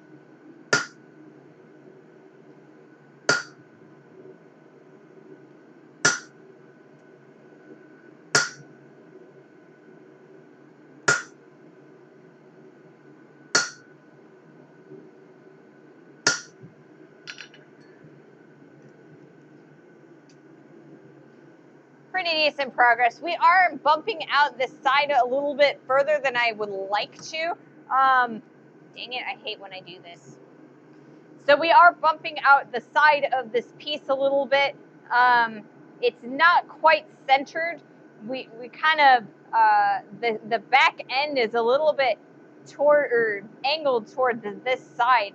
So we'll kind of see if we can't correct that a little bit when we're kind of working on drawing this area out.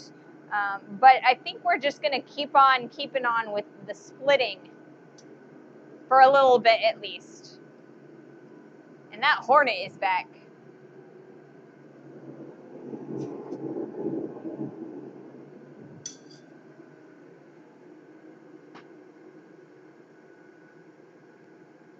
We have a bot. No worries. Me and Jack Roy go way back. One of my first Twitch friends. Awesome.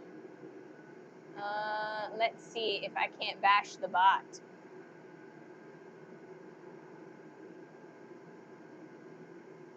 Is it going to let me? It's going to take a while. Banned. I don't need to buy viewers.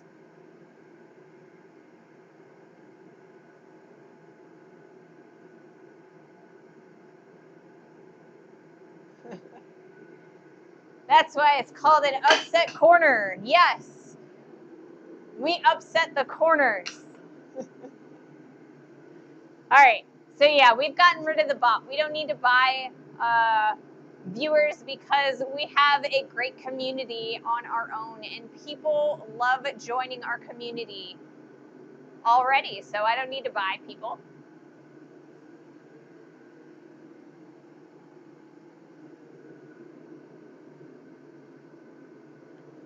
Looks like it's starting to get dark outside. Not like dark like as in night, but maybe dark as in some clouds are rolling in. Earlier it was like so bright, but we've had some clouds on and off today. It was raining pretty hard this morning, but it looks like we are kind of, maybe some more clouds are rolling in, it looks like. But it's all right. We've got our light now, so it shouldn't get too dark in here. You should still be able to see everything that's going on. Plus, forging in the dark is really cool looking.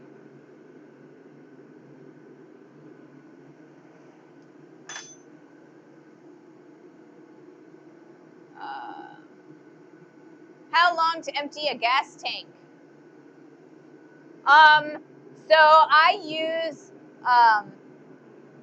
the 20-pound barbecue pigs, and I usually stream for about 2.5 to 3 hours every time I stream. So I can usually get about 3 streams out of a barbecue pig. So between, you know, 7 to 9 hours ish. And then I usually have a bunch left over that I can kind of swap it out when, because like as they get low, they tend to freeze up on me. So there's usually a little left after that 9 hours that I can kind of switch and swap them when a low tank gets frozen. So that's about how long I get out of them for this forge. But this is a huge forge, and it's not amazingly efficient. Depending on the size of your forge, you can get more or less time. I recommend getting a smaller forge unless you're doing large-scale work. A lot of the work that I do is making large-scale pieces of furniture. So when I designed this forge, I had that in mind. But now that I mostly do smaller stuff, I could definitely get away with a much smaller forge, and that would give me a lot more time on a tank. Also because upsetting is by far the most upsetting forging technique of them all. The material wants to go everywhere but where you want it. Yes. And you can see in the VOD, because we have 2 VODs on that M. The first VOD, we didn't get to do as much, or it was kind of a shorter VOD. But as we were going, the legs were bending all over the place, and the material was not going the direction that we wanted it to. So I was able to manage to get it to work the second day. But that first day, we just fought with it the whole time. Yeah, me and Swiss send each other mail. He made me a flatter. Ooh. Flatters are so cool. One of these days, we're going to make some like tools, like some bigger tools. I've got a hardy cut, like a hot cut for the hardy hull. That's on the list. I'd also like to do some hammers, and I would also like to do some like drifts, like handled drifts, so that we can kind of make the holes for our hammers. And I would also like to make an axe. So yeah. The flatter broke though. Don't omit that fact. Well, you know, sometimes there's like random flaws in the heat treating processes, and you know, or maybe, you know, there's any number of reasons why something like that could break. It's still beautiful. You just couldn't anticipate my immense manly strength. Such manly strength. All right, let's do another heat.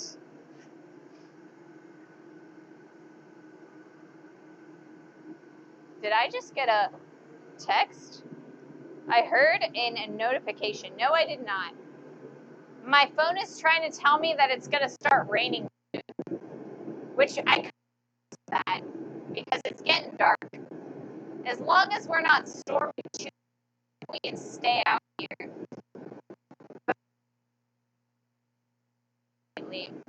There was one that actually interrupted us, and I had to go into the house because we had a tornado watch. Let's hope that doesn't happen this time.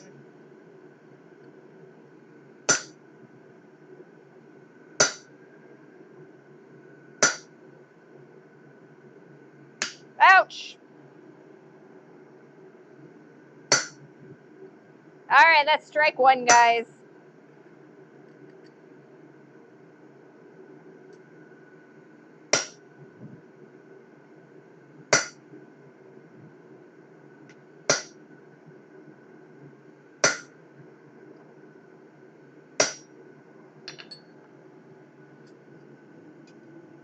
That's going to be a doozy of a bruise.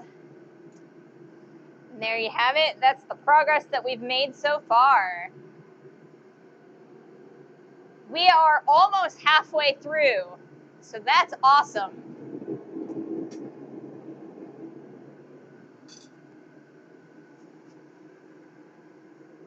All right.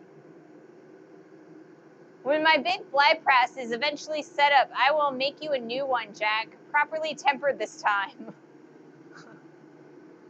Watching a storm closing is cool. Yeah, it definitely is. And we've got a couple fields back behind the house, so you can really watch the clouds roll in. I could offer a hack I use sometimes, Ray. What's that, Jack? I am always up for hacks.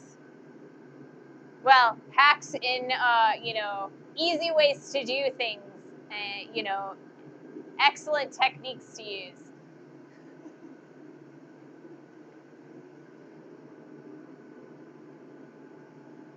I will be making it, or like getting a tool, whether I make it or modify a tool that I already have that will allow me to hold my chisels and my punches and the drift that I will be making this weekend. But I haven't gotten a chance to do it yet, so,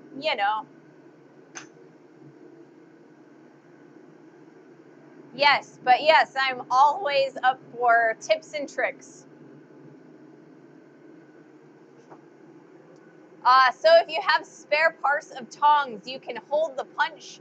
I often put the Velcro zip ties on the reins, so you can put the punch in the tongs and zip tie the reins together. It's not as nice as having a made handheld chisel, but it's better than no handheld chisel. Yeah, definitely. Right now, I just don't have a good set of tongs that I can grab a hold of the chisel with. So unfortunately, I always risk smashing my hand over and over. So did anybody? I don't think we did. So I'm gonna do, we like to keep track of, whoops, I missed the S. There we go. Whoops.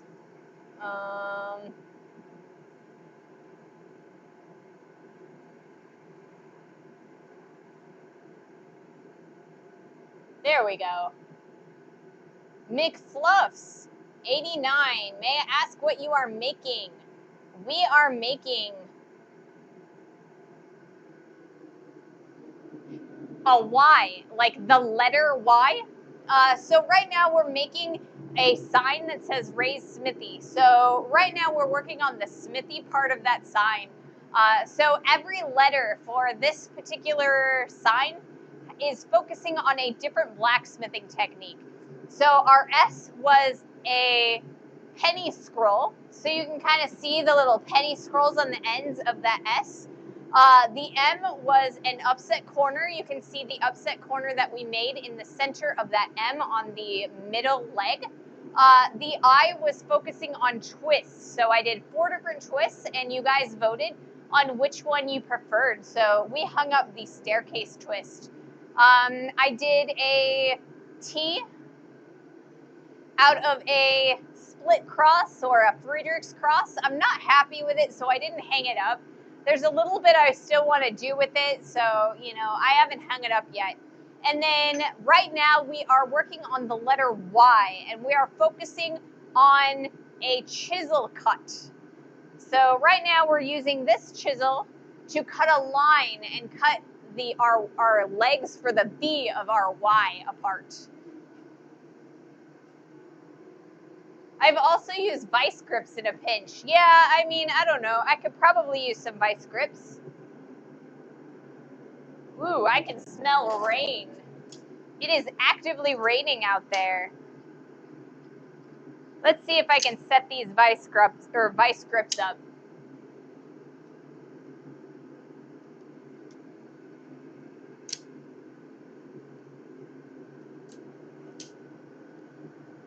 Will it hold? Maybe if I can get it in the center,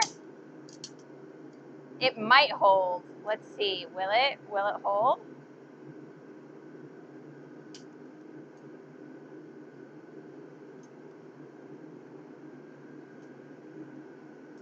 Needs to be a little bit tighter.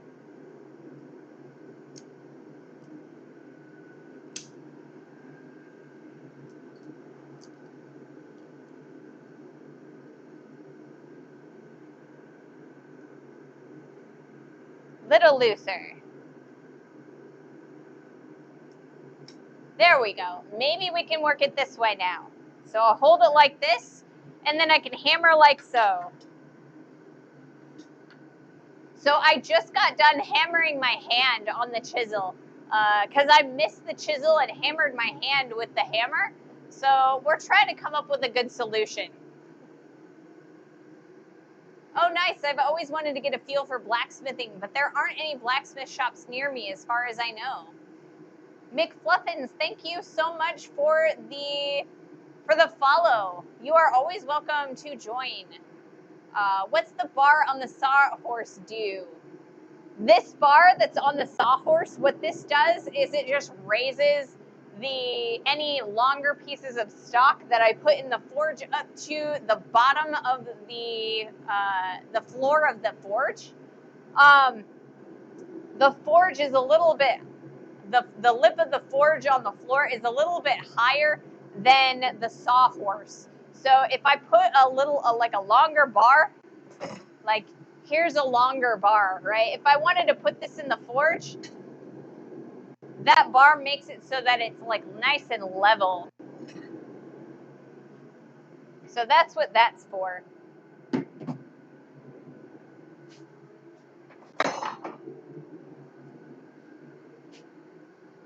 Any plan on how you're going to do the H? Could be nice opportunity to do some riveted tenons. That is exactly my plan. They're going to be mortise and tenons. So we're going to do, that's why I flipped the Y and the H, because I want to make a drift this weekend so that I can put the holes in the legs. It's going to be a little bit easier to do and keep them nice and like keep the sides of the holes nice and even. If I use a drift instead of using the chisels that I've been using in the past, that way I can just pass the whole thing through on both sides. So that is the goal, is to make mortise and tenons and create that H. So that is the technique that I want to do.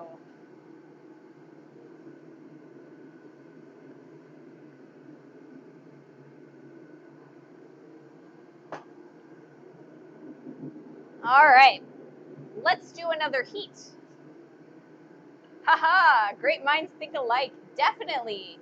Like I said, I want to make each letter showcase a different a different basic blacksmithing technique. So, and I really love the mortise and tenons. That is a technique that is definitely useful if you're doing fence posts or window grates or anything kind of like that. So I think that's a relatively important technique to learn. So I definitely wanted to do that one.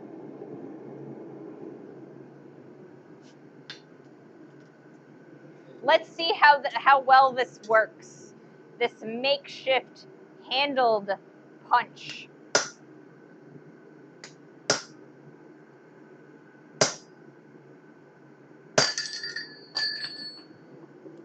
Somehow I thought that might happen.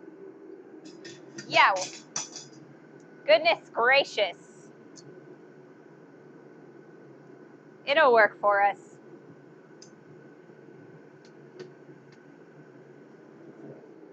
And we'll put those up too. All right.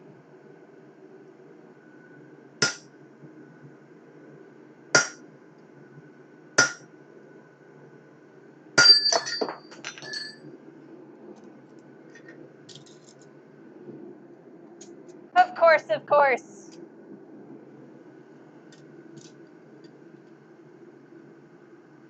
Kind of makeshifty, but it works. That way I don't have to hold it with my hand, but it doesn't work amazingly. Sorry, looks like I may have wasted your time with that one. I mean, it's better than nothing, right? I also have other sets of vice grips. Let's see if I can't find a different set. These guys aren't working real well, but I have several other sets.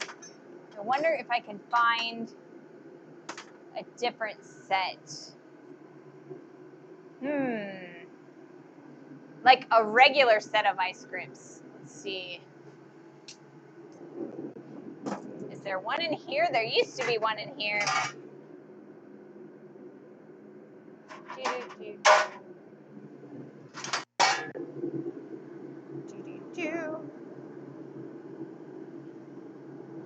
I'd use this guy, but because it's got a nice padding here, but it's so far down under here, I think it'd be too close to the material. Let's see. But I can't find another set of vice grips somewhere.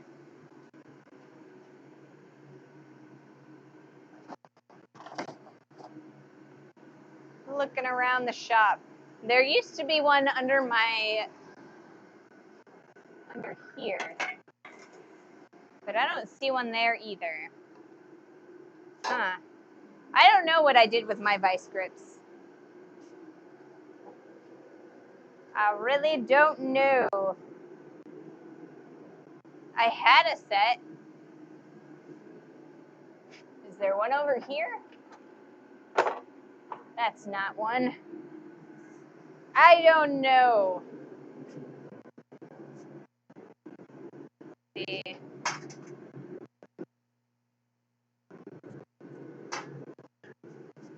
There might be one in here.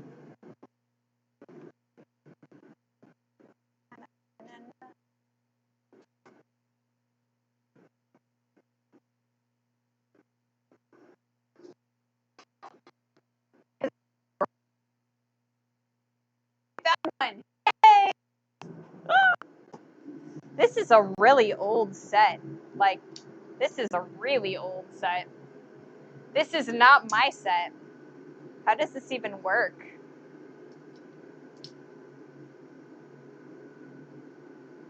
I'm not even sure.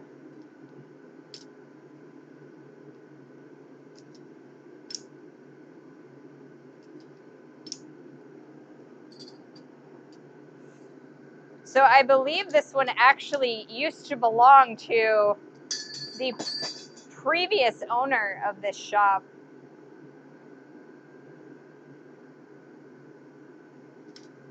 Nope, that's worse. Let's see.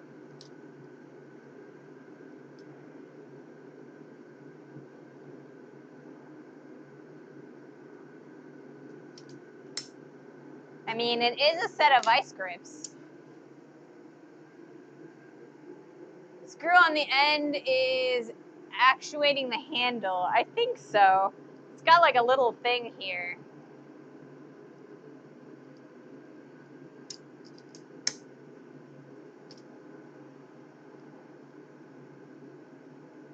Whoops, I keep turning it the wrong direction.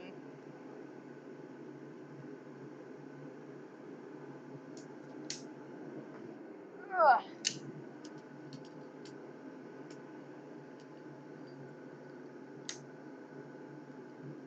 Well, now it's too loose.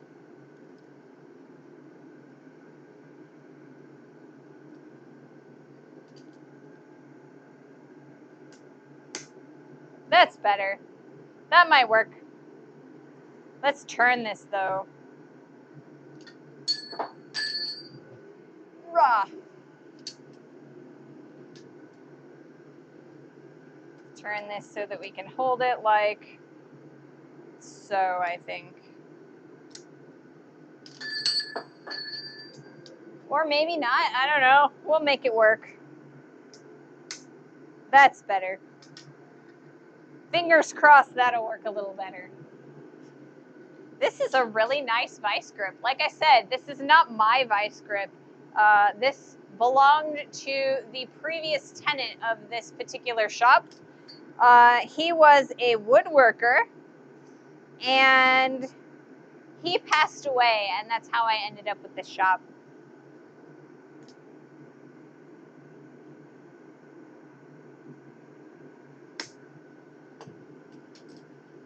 So yeah.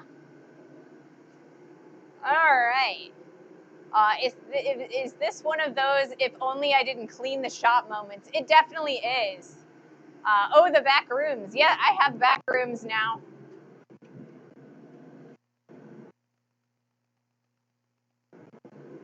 And that's where a lot of the stuff that isn't in here went. Hand-me-down tools are my favorite. Ever get stuff on fire? I do get stuff on fire, but I have 2 fire extinguishers over on that wall. I also have lots and lots of ventilation. The garage door is open on that side. There's also a walk-in door over there that is open. So I've got nice cross flow going. So yeah, there are sometimes things do get set on fire in here, but I'm very careful to make sure that I minimize that risk. All right, let's try this again.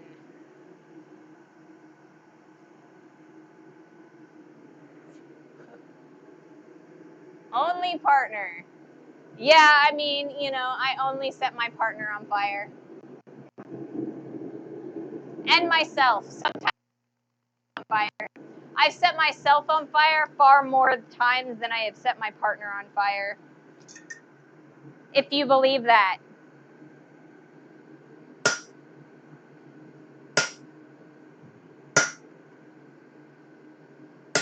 I'm sure you probably do, right?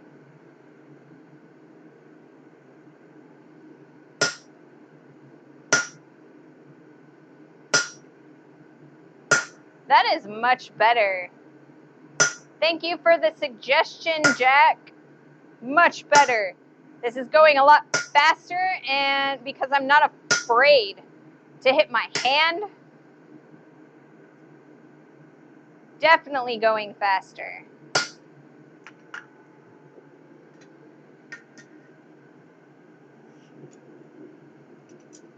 So we can kind of see how far that's made it. And we are a good chunk through here now. Yes, much better.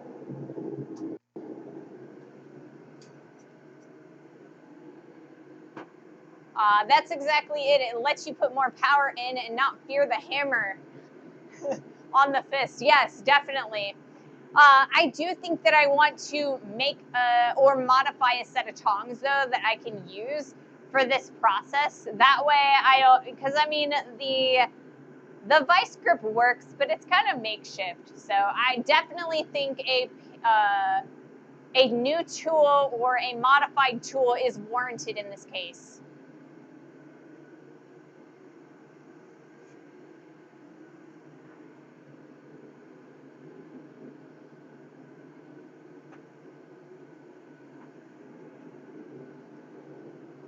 So yes, I do actually set things on fire. That is a risk. Burning, cuts, bruises, definitely an inevitable part of blacksmithing. It's not just a risk, it will happen.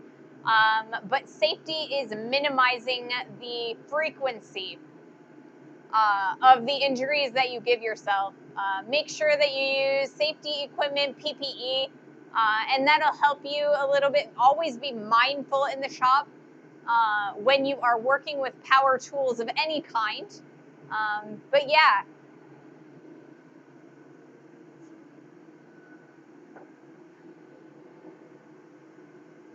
Funniness about that, yeah. It is so true. I sliced my little finger to the bone almost last week. I mean, yeah, it's an inevitability. It's something that you just have to accept if you want to become a blacksmith. And a lot of other disciplines as well it's kind of an inevitability. Like I said, it is very possible to minimize the frequency of those types of accidents. By being mindful of the shop and just being aware that it is a possibility, and making sure that you have an appropriate set of actions and plan of attack to make sure that you address your injuries as needed. So yeah.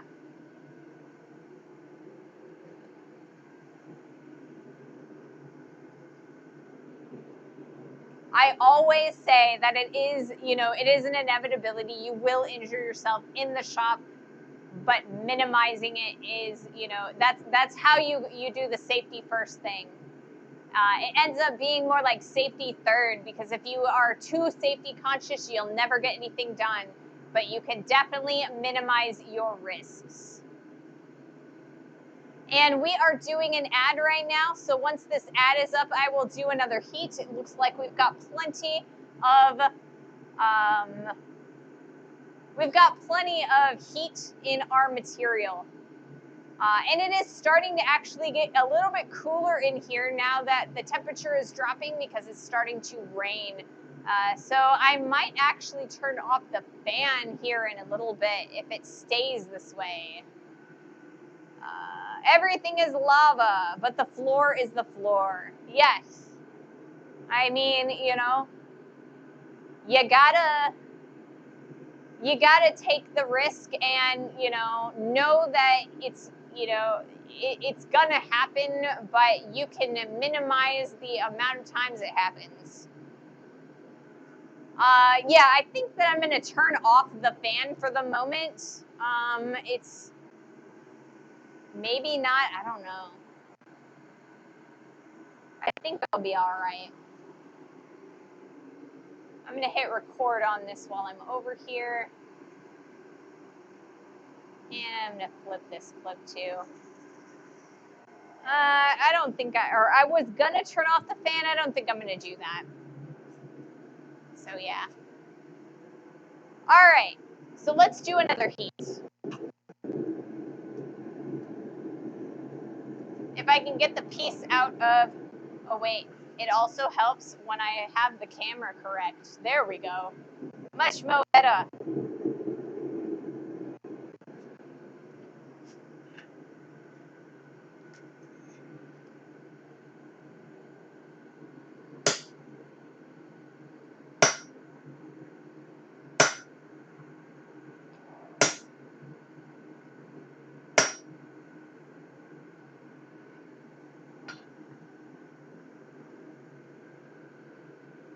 All right, so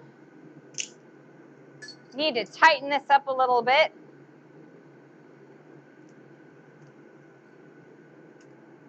Because it's moving on me.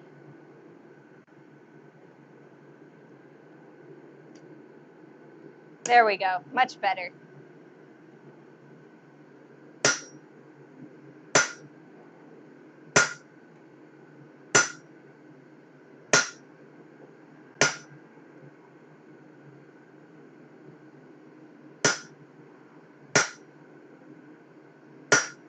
All right.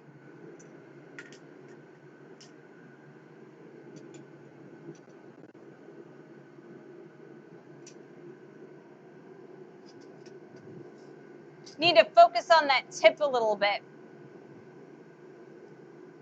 We've got a little bit further, we've gone through a little bit more on this side than this side, or than the tip. So I will focus on that tip for a little bit.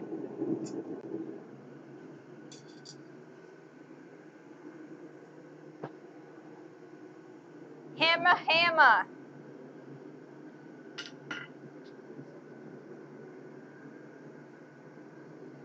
So yeah, it's very important that you keep your shop clean too. That's part of reducing the risk that you experience within the shop.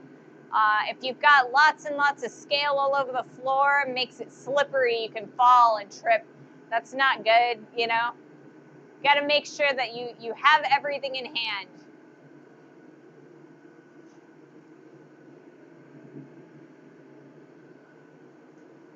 I think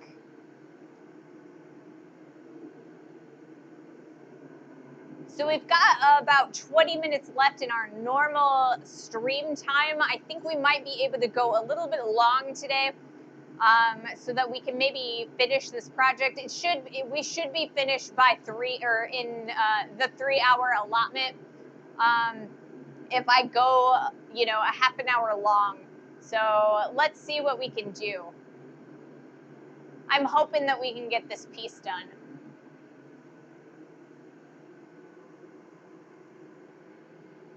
Developer at large. Oh no, developer at large. Hello, I like it long. Yeah. Welcome in.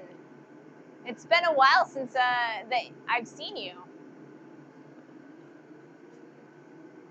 I mean, what?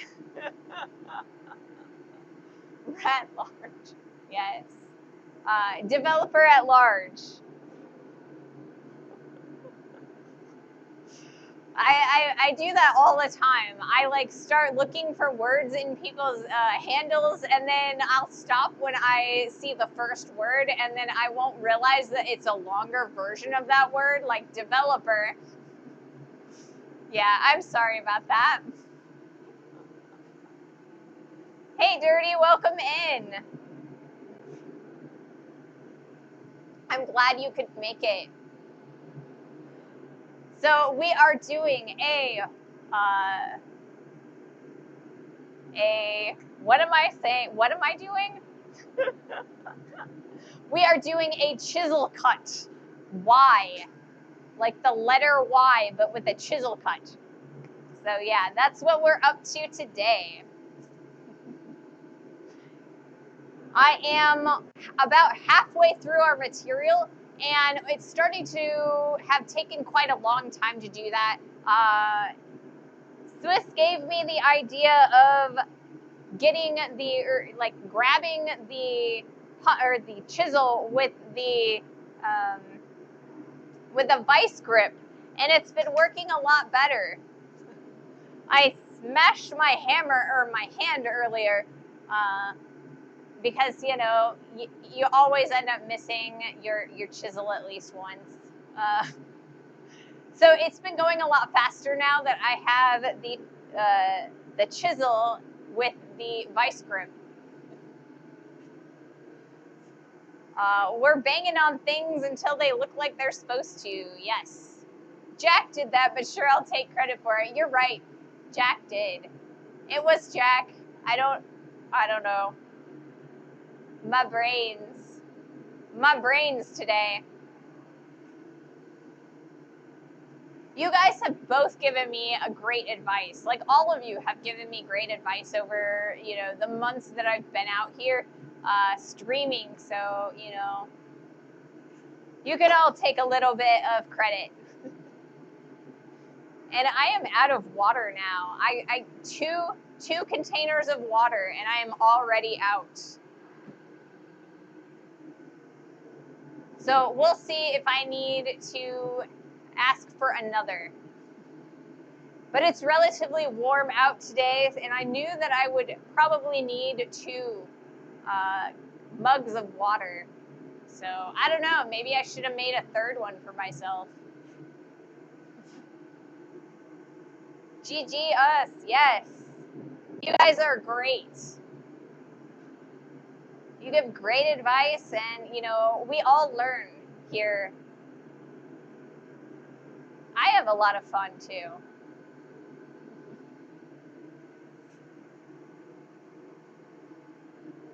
All right, let's do another heat. All right.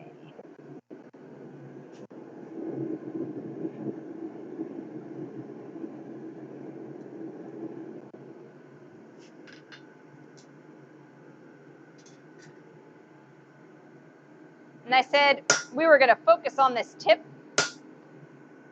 We want to make sure that we are not actually slamming the chisel into the face of the anvil, because we don't want to chisel marks into the face of our anvil. So we got to be really careful when we get towards the end of our chisel cut, so that we can make sure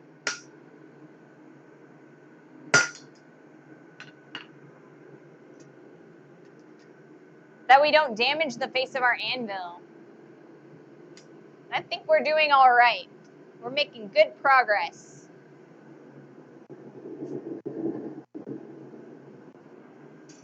Couple more heats and we should be through. Yay! Blacksmithing is such an exercise in patience. That and, proper technique. things always end up taking a lot longer if you aren't, you know, making the most efficient use of your tools and your technique. So when you're not comfortable doing things, it ends up taking a lot longer. Well, what I do? Wait, what I do? You are the one that told me that I should use the vice grips to hold the chisel, so I am not afraid to hammer my hand. They've been working all right. Not the best, but, you know, definitely better than holding it by hand.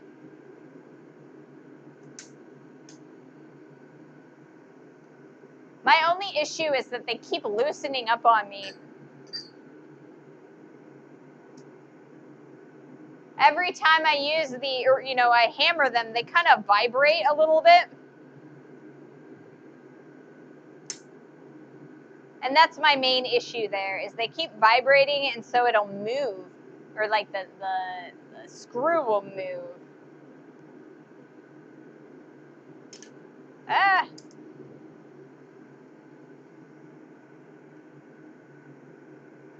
There we go. Much more better. All right. It gives you a feeling of how bad do I want a handled chisel without making a handled chisel. It definitely does. And like I said, I think that I'm going to definitely do one this weekend with that, or at least a, you know, a drift holder, because I need to make a drift for our H project. And I'm definitely going to make, you know, put something together that I will be able to hold it with, because you definitely can't hand hold a drift.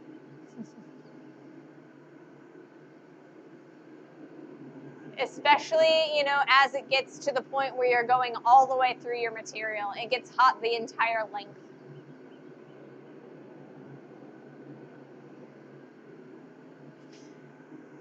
So, yes. It's going to be a weekend. I'll be out here in the shop. The next thing I would trick you into is a way to hold the material to the anvil while you use the chisel on it. Yeah, I know, a handhold. Or, I mean, a third hand. It's so convenient, but again, you know, it's another tool to make a project. I'll eventually get there. Just gonna spend like all summer making tools. That might be a thing, you know? We'll make an axe, and, you know, we'll make a bunch of tools.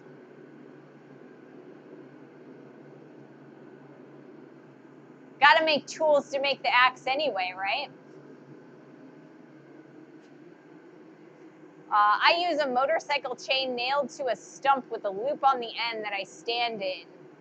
Yeah, I've seen several different different people's designs. Dan has an interesting design too. He's got like I don't know, it's like a loop that sits on top of the material, and he kind of has springs, and he steps on it, and it kind of it holds down the piece, and then he lets go, and he can pull it out. I've also seen like the simplistic, like you put it in the pritchel hole, and then, you know, it just kind of bends over and holds the piece of material. I mean, there's any number of different designs. I'll have to take a look to see which one I like the best. Oh, Hansa showed me a very nice tool for that. Very easy and versatile. Yeah. One of these days, I'll make me a hold. Gotta make a lot more tools. A lot more tools.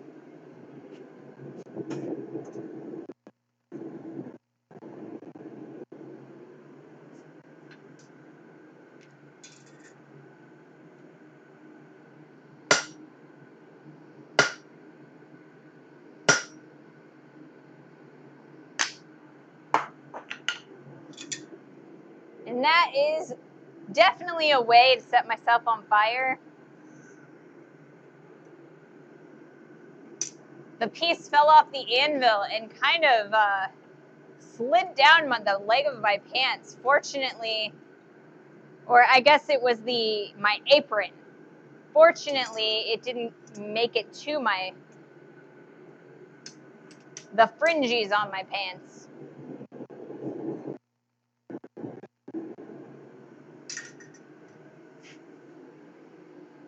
I am starting to get to this point where it is very difficult for me to find pants that fit,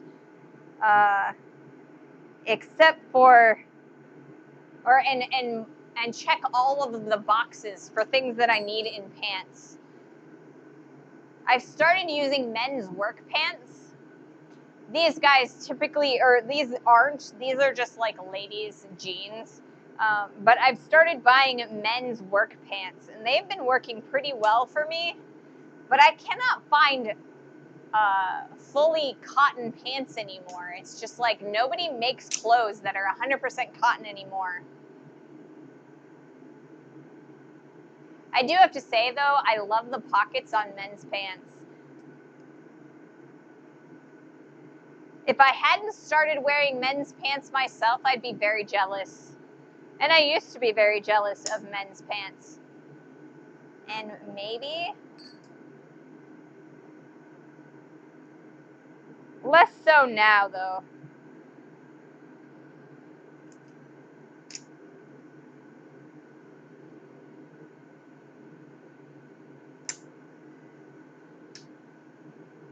All right. That's not going to work for me anymore.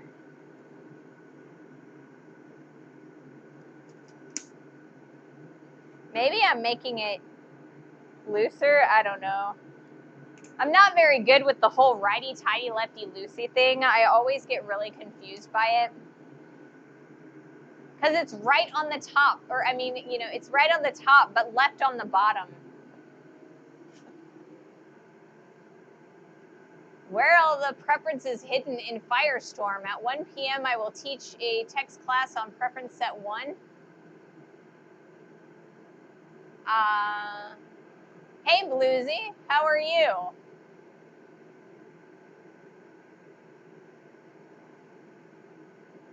Yeah, it does look like Bluesy copy pasta to the wrong message.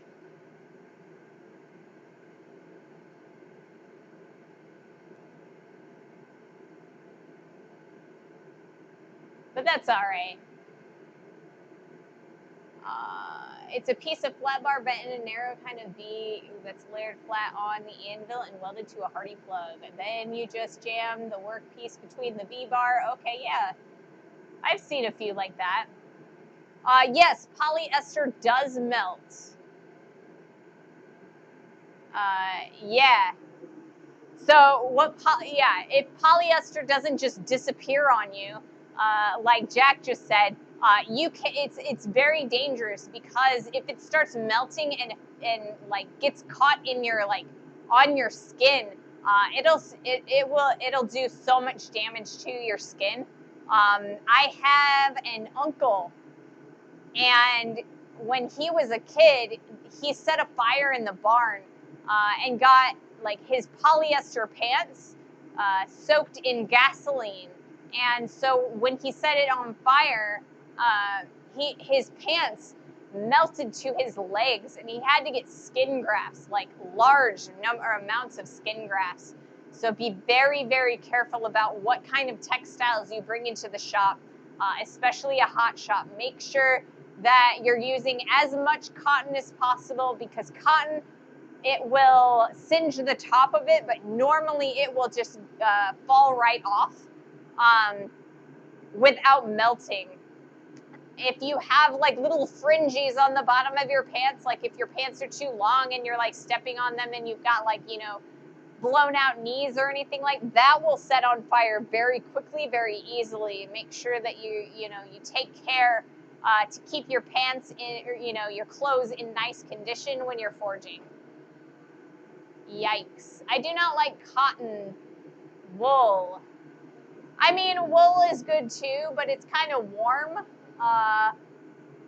And in the United States, I don't know of anybody who actually makes wool fiber, like wool thread, correctly.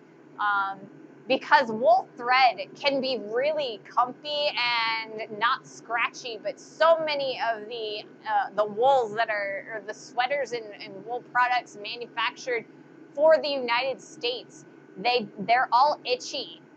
And I know it's just because it's not spun properly, but yeah, it's hard to wear wool product here in the US.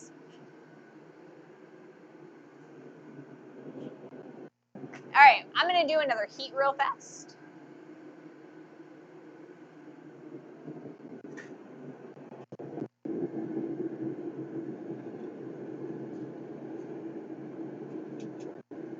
If I can get this out of the forge, that is. One of these days, man. One of these days.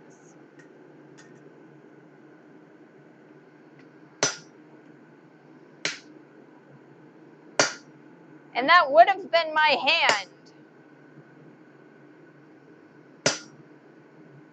Ah.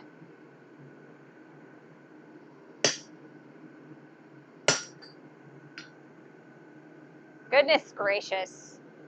I cannot make this work right.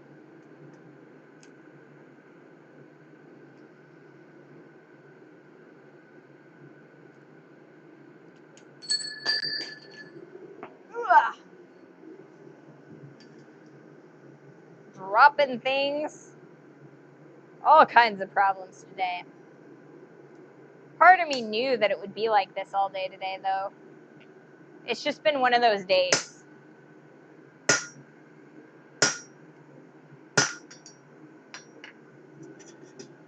All right, let's see how deep we've gotten.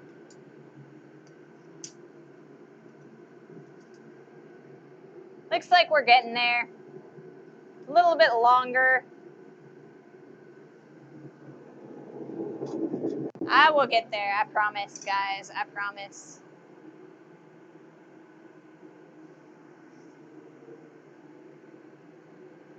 Yeah, leather is probably your best bet when it comes to the shop, because I mean it's, you know, it's less flammable.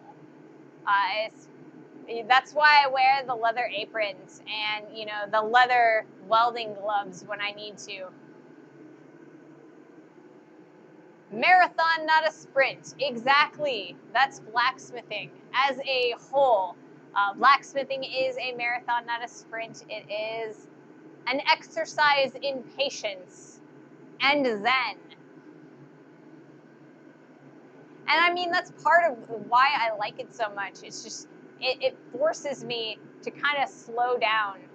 My brain works incredibly fast, and that's part of why I stumble over my words a lot. It's just because I've got like so many things going on in my brain and it's working really, really fast. But when I'm out here in the shop, I'm forced to slow down, and it's very relaxing. It is basically skin. Well, I mean, I don't know. I don't think it's basically skin. I mean, I think it is skin. Cow skin, not human skin, but you know.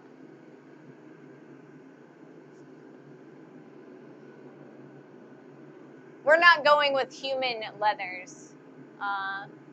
We don't do that anymore. Well, skin that has been treated. Yeah, I mean, I guess it is definitely treated skin. So yeah. Yeah.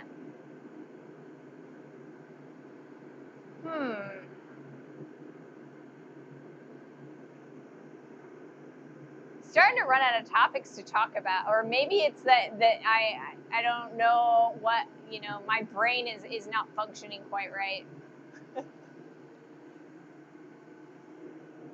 So yeah. So like I said, we are doing a chisel drift on this Y, and that is the point of this particular job. If I really wanted to do this fast, I could definitely do it fast by using the angle grinder. And I have used the angle grinder to do jobs very similar to this in the past. I've used the angle grinder for the tongs on forks and all kinds of things to do splits in material. But right now we are focusing on doing this, you know, the slow and methodical way.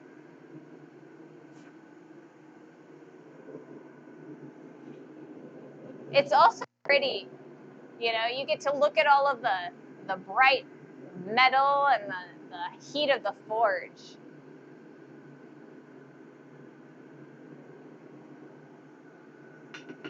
So once we finish this slit that we're creating, I'm gonna kind of do a little bit of drawing down. I'm not sure if we're going to get to that today or if we'll have to do that next week. I would like to lengthen and reduce the diameter of the bottom of the Y. Right now it's a piece of 5/8 inch stock, and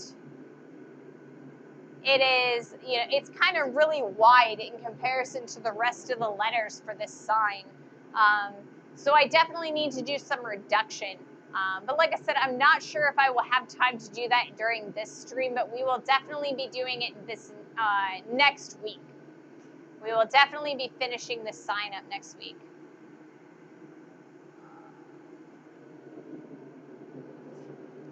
So I have been streaming for about 2.5 hours, and this is normally the time when I would end the stream, but I think we're gonna do a little bit more time. I think I'll probably do another 30 minutes of streaming and see how far we can make it in that amount of time. If we don't make it all the way through, we will continue working on Monday. I will definitely still have that drift made this weekend and a handle for that drift. And then also, I will film that so you guys can kind of see that on YouTube, the process of making that drift. And then, so we've got that to look forward to. I will be doing a YouTube video on this sign and posting that up on YouTube. And then we also have a week from today, I'm going to be attending the BAM conference, and that is in at the Missouri Fairgrounds, and so I will be trying to live stream from there next Friday.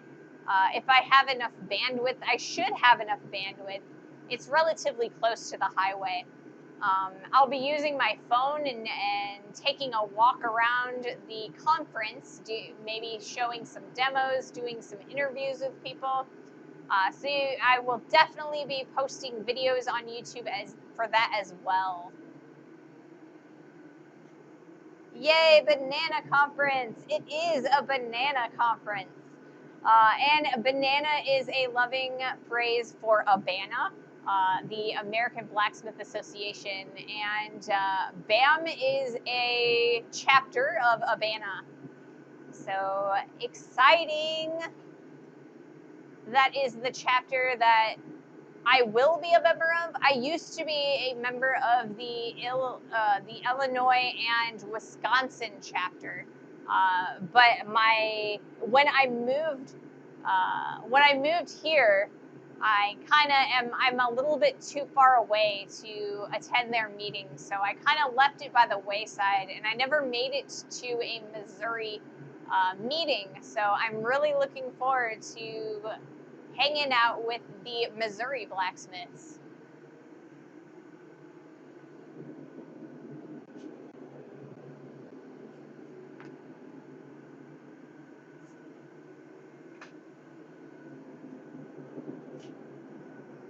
And we've got an ad going. So once this ad is done, I will do another heat and make sure that we continue working. But I want to make sure that everybody gets to see all of the heats.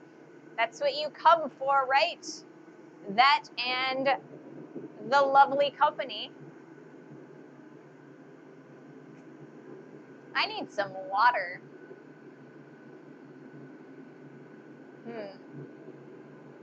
We'll see if I can manage for the next half hour without any.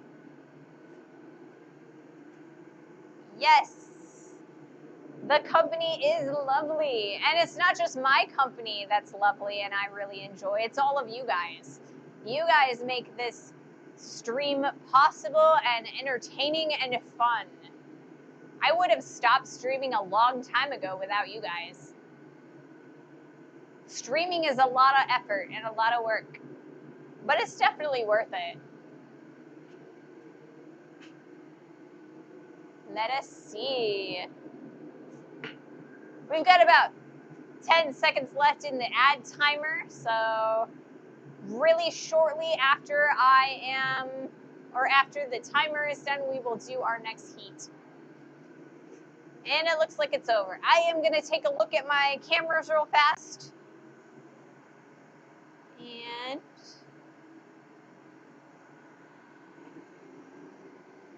all right. And you're good to go. Let's see.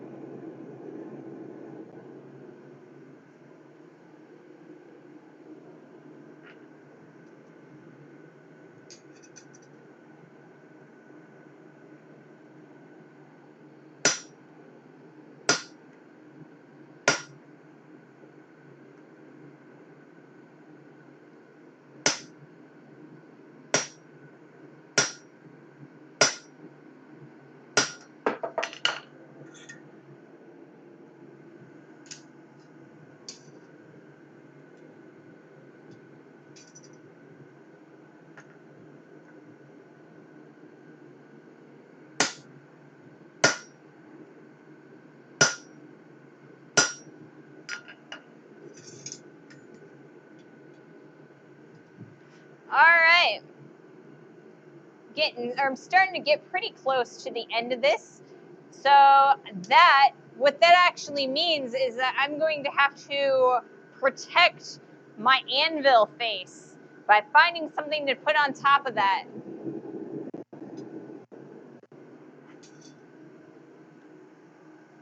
To protect my anvil face. And I am not prepared for that.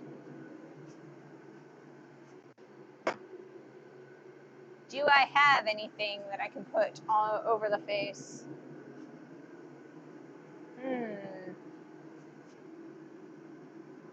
Do. What's this? That'll work. That's a block of steel.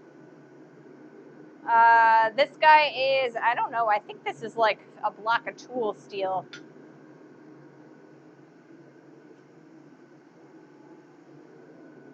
So yeah, I'm gonna use this block to protect the face of my anvil, because when we start to cut all the way through the material, the chisel will leave marks in the face of my anvil face. And I don't want that to happen, because if I let that happen, then the next time I am, drawing a piece down, then, it will create nasty marks all over my piece. So you always want to protect the face of your anvil. There it goes.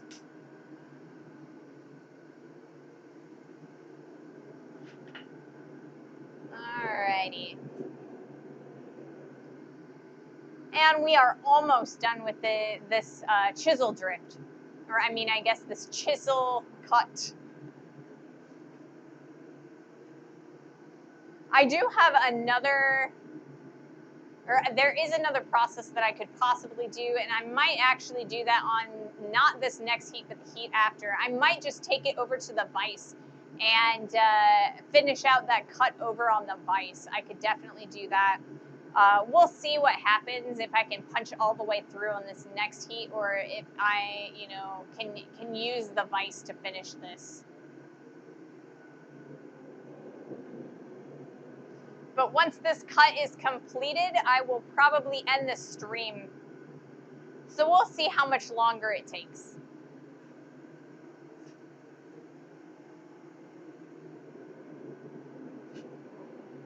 All right, we've got plenty of heat. Let's go again.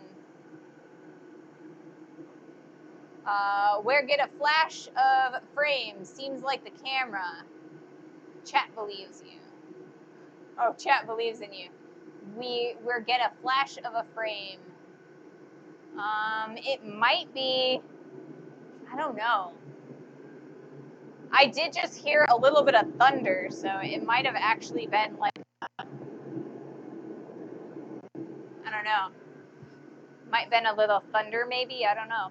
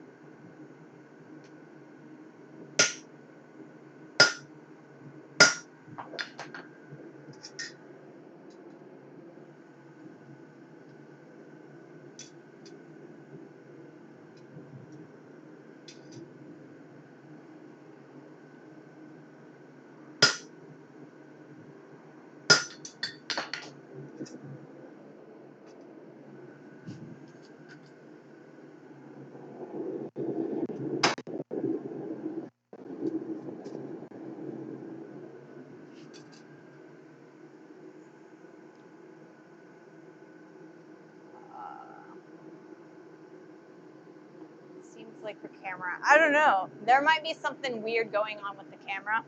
I could take a look at it.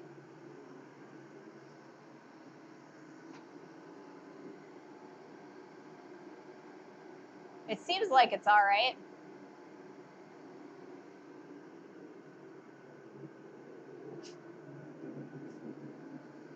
I don't know. I don't know. Maybe it's just getting hot. The camera is getting a little bit on the warm side. Not in your Y. Look like a claw hammer head now.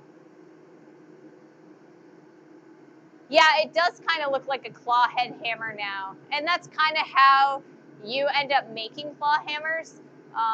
You know, you do that cut in there.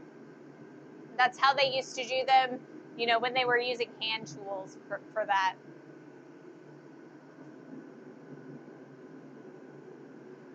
You could always, you know, you can also use a hardy cut, like a hot cut, for a job like that. So I think the next thing that I'm going to do is I'm actually going to bring it over to the post vise, and we're going to clamp it in here, and I'm going to take the chisel in vertically, and we're going to hammer that way. Because that's going to give us that last little bit. It's going to finish out that cut, I think.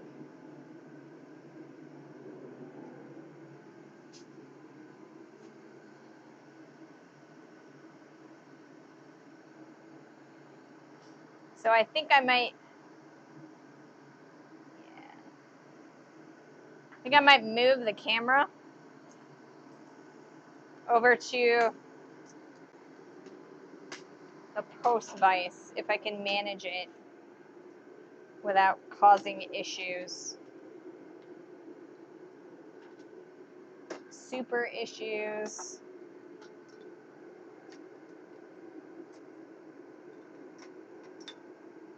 Maybe, maybe not. I don't know. There we go.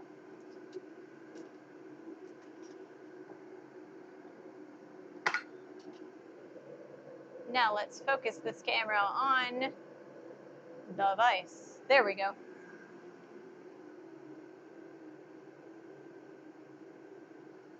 Okay. Whoa. There is a battery on the floor over there, and I tripped over it. Okay. Let's see. All right, so we've got plenty of heat, so we're going to go over to the post vise. And I think I'm going to, nope, this direction. Yep, that's what we're going to do.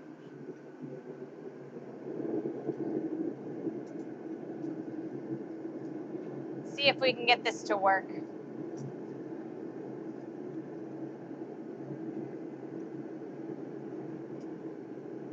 Maybe we can make it work. I don't know.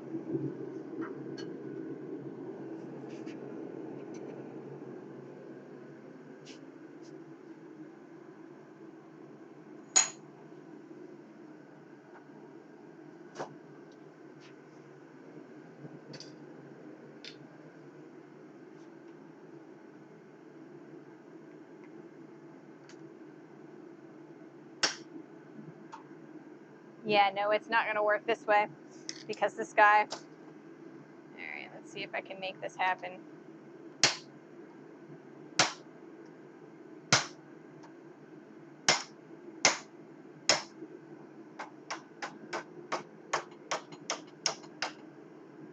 There's a lot more material on this than I originally thought there was.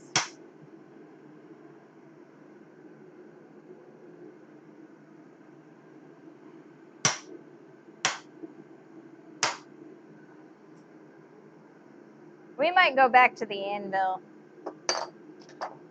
Man.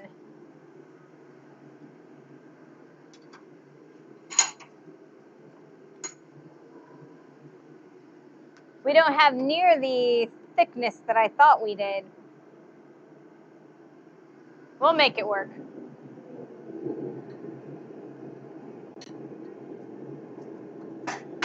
Ah. Stick that in there like so.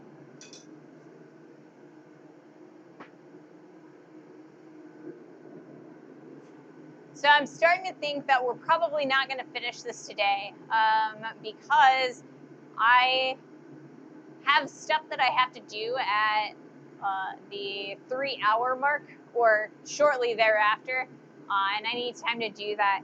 So we will definitely finish up this piece on Monday, and we will start doing the H that day as well. So we'll kind of do a little bit of both.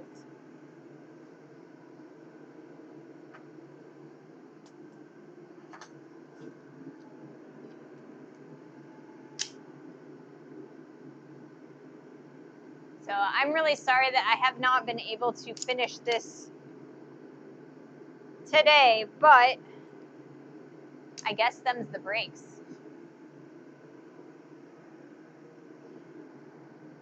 So we've got about 10 minutes left in this stream. So if there's anybody that you would like to raid, let me know. Otherwise, I will take a look at who is online and we will find a raid target. It takes the time it takes. Nothing to apologize for. You're right, Jack. You're right. I think maybe I'm just apologizing to myself because I've planned a specific amount of time for this project, and it's going to take a little bit of extra time, which means that I'm going to have to shove off the video to another week. So that means I have to come up with a video for this week, or like for next week, or not next week, the week after. But I'm going to be filming my drift making anyway, so I can post that video. So I don't know. I don't know why I'm overly concerned about it because I automatically have made the decision for myself, I guess. Very true. Yes.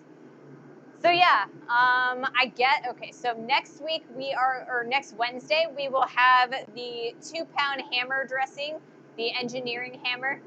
That video will go up, and then I think a week from that, Wednesday, we'll probably do the drift video that I'm shooting.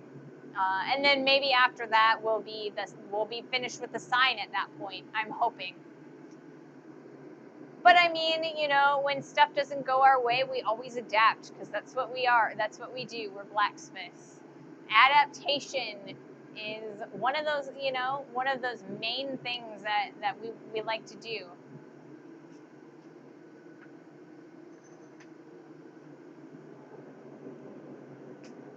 All right. It's raining again. It was raining and then it stopped raining and now it's raining again. So I don't know. Maybe it would be nice if it made up its mind.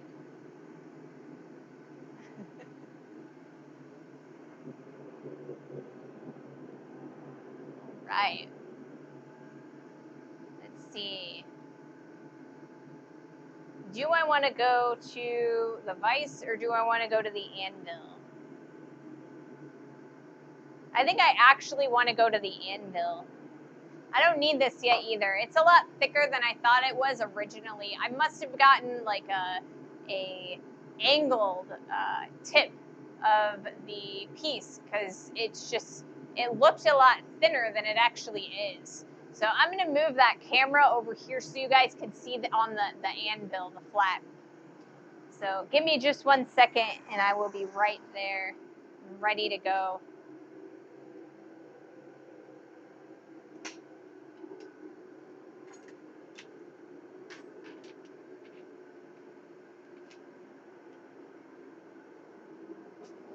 Whoa. Running into the fan is always fun.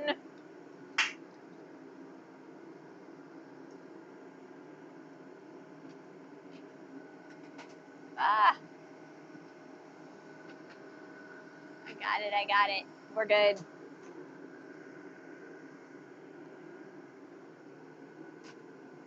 There we go. There we go.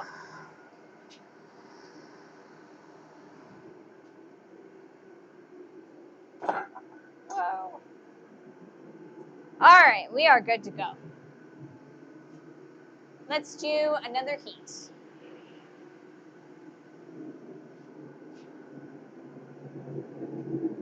This will probably be the first of the last 2 heats because I think that we'll do 1 more heat after this one, and that's all.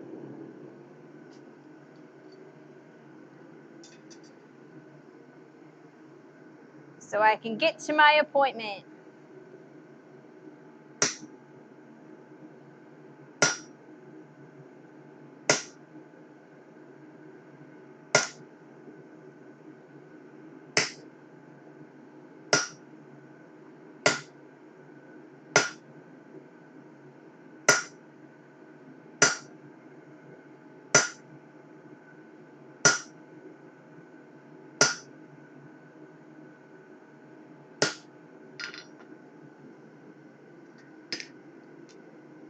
Alrighty.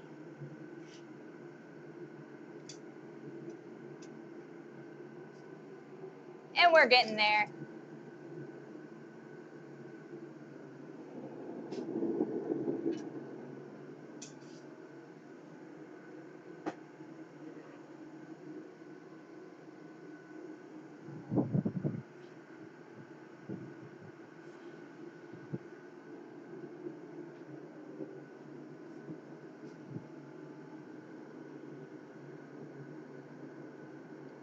Alrighty.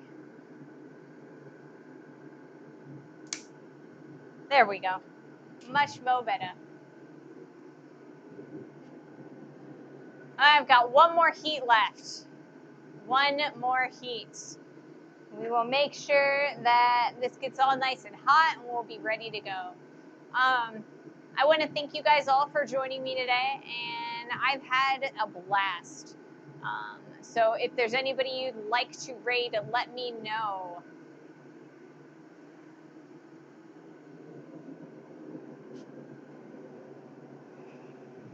I will take it under advisement. If not, I will find somebody. I don't know who's on. Usually we've got Lone Mountain. I think I saw Valencia was up when we first started streaming. I'm not sure if he's still streaming.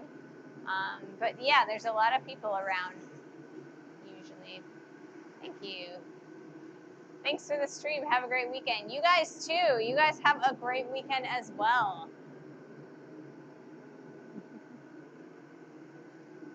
All right. 1 more heat. 1 more heat.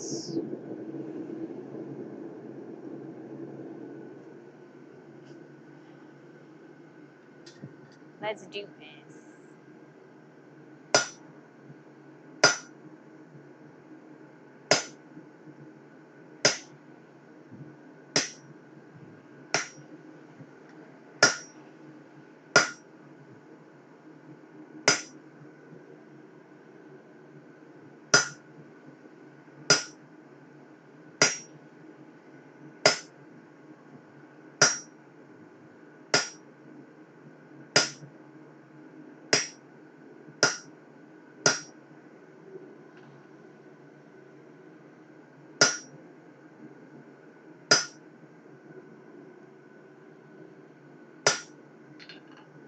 All right.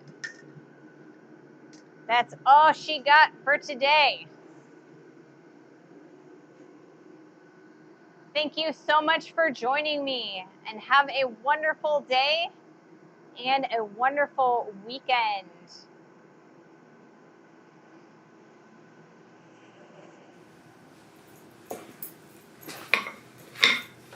Thank you for joining me today. I have had a blast. Let's see, is anybody on, or any of our friends on today? Or do we get to make new friends?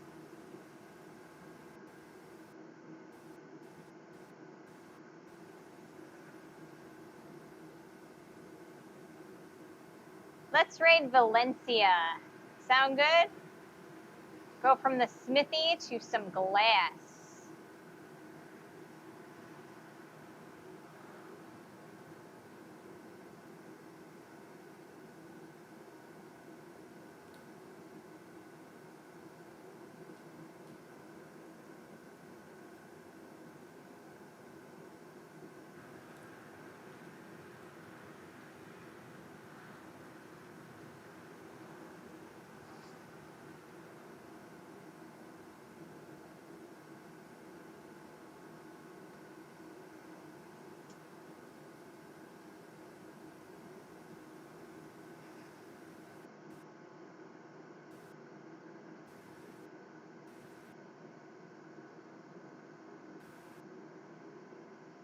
Alrighty, guys. Thank you so much. Have a great weekend.